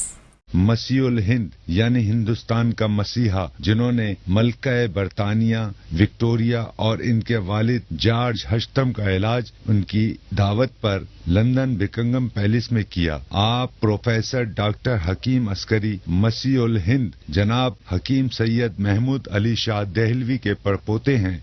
हिंदुस्तान और पाकिस्तान की 7 रियासतों सल्तनत उस्मानिया, हैदराबाद दक्कन, मालेरा कोटला, रामपुर स्टेट, लोहार स्टेट, सिंध की खैरपुर मेरस, खैरपुर स्टेट, सहारनपुर और जूनागढ़ स्टेट के शाही तबीब, जिनका खिताब था हाजी कुल हिंद यानी तबी स्कॉलर ऑफ इंडिया, हकीम सैयद जफरयाब अली शाह देहलवी के परपोते तबीब शाही अमायदीन सल्तनत ईरान, अफगानिस्तान, उर्दन, पाक और हिंद के मुमताज शख्सियात के मुआलिज तबीबुल असर हकीम सैयद जफर अस्करी के फर्जंद वालिय रियासत नवाब जूनागढ़ के शाही मुआलिज, अमेरिकन क्वालिफाइड मुआलिज, चाइनीज, अरबी, इंडियन होम्योपैथ, नेचुरोपैथिक, आयुर्वेदिक, यूनानी और तिब्ब नबवी जदीद व कदीम तरीके इलाज के माहिर प्रोफेसर डॉक्टर हकीम सैयद अस्करी